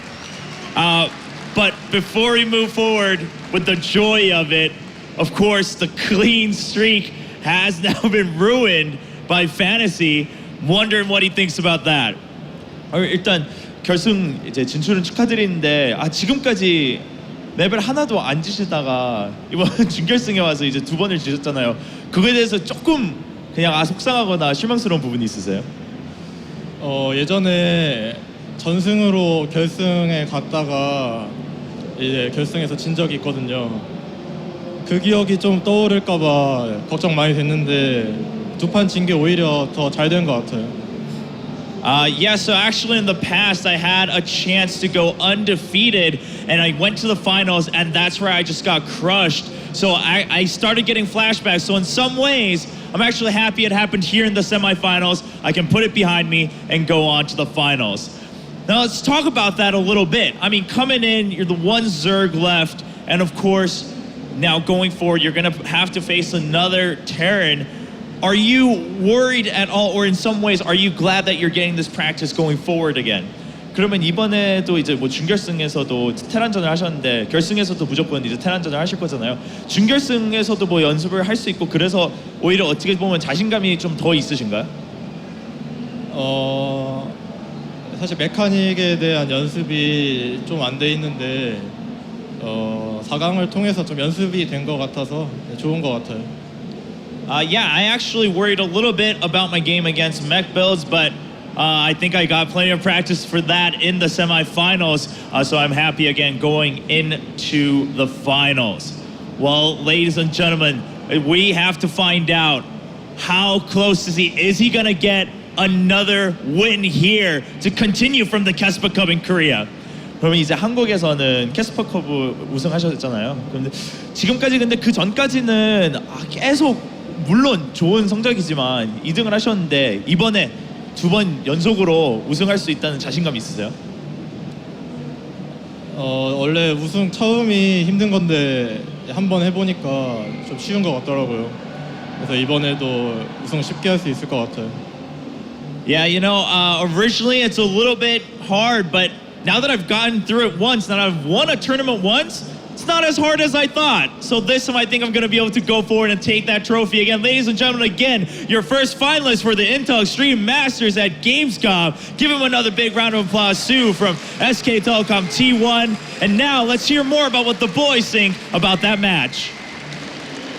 Thank you very much, Chobra. Great to have you back here on the last day of the Intel Extreme Masters in Gamescom. Moonglaze, welcome to the desk officially now. It's good to be for the here. post-game discussion. Yeah, I can't wait to say stuff. Looking at that series, though, it really felt to me watching it, and, you know, back me up, call me a noob, however you want to do it. I'd never do that just to the you. lonely host over here. Okay. It felt like Sue started that series, great momentum, 2-0 up, then got surprised kind of with this kind of switch of style, but then towards the end really started to make the correct adjustments, and in Game 5 he knew exactly what to do. Yeah, I think the map had a lot to play with it as well, and his timing with his attacks, not taking the damage early on with the Hellion run-bys like he did in the previous games. He certainly got a taste for it in Game 2, I believe. He saw like the start of Fantasy trying to switch things up on Bridgehead. Yeah. He shut that down quick, smart, but some of these maps is a little bit harder to try and punish a mech sort of style in the early game. So he started to adapt from there. He kind of got pressed pretty hard, and even in Game 5, you know, like, it was a dangerous time. Like, he had to stop the mech before it got to like 4 or 5 bases comfortably. I talked about this actually a little bit pre-game because I feel like it's very important, you know, that damage. And I think a lot of people kind of overlook that. They're like, well, like, early game damage is going to be important. Like, to win StarCraft games, you need to kill the opponent's units. Yeah. Yes, but it actually comes down a lot to how many units you can kill here as a team. Because if you don't weaken the Zerg player's economy at all, you find yourself in a lot of trouble. And in the games that Fantasy did damage in, he did very well. In those that he didn't do any damage, he was in trouble. So in the end, it really comes down to that. And both players, they showed good things, but in the end, it was just Sue who did better, especially in that last map. Definitely a lot of information, strengths and weaknesses that both Innovation or MMA would have picked on upon watching this series. Obviously, that's one of the weaknesses. There's a strength of being able to play 2 matchups in a row. You get the ball rolling for it, your mindset's correct, but your opponents are going to be watching this. With the weaknesses that Sue is going to be carrying through that could be picked upon? I think the late game for Zerg in general is the weakness when it comes to mech. Yeah. And for instance, if we have Innovation making it to the grand finals, which some might suspect will happen, we're going to see a much different kind of mech play, a much more focused on the battle cruisers, which actually won Fantasy one of his games. It kind of gets to a point where the army is like too strong for the Zerg really to have a proper answer to, unless their bank is infinite essentially. So in the end of all things, I think Sue he plays the right sort of game, but he's just got to be careful of the games that he let by to Fantasy with those Hellion run-bys and whatnot. But he's got to end it before it gets any further than when it did. So the big question now then is Sue going to fail in the finals? Is he going to mess up again as he's done in the past? Or as he said, I mean, the last final he did play in was a victory. So the second final now, surely another one.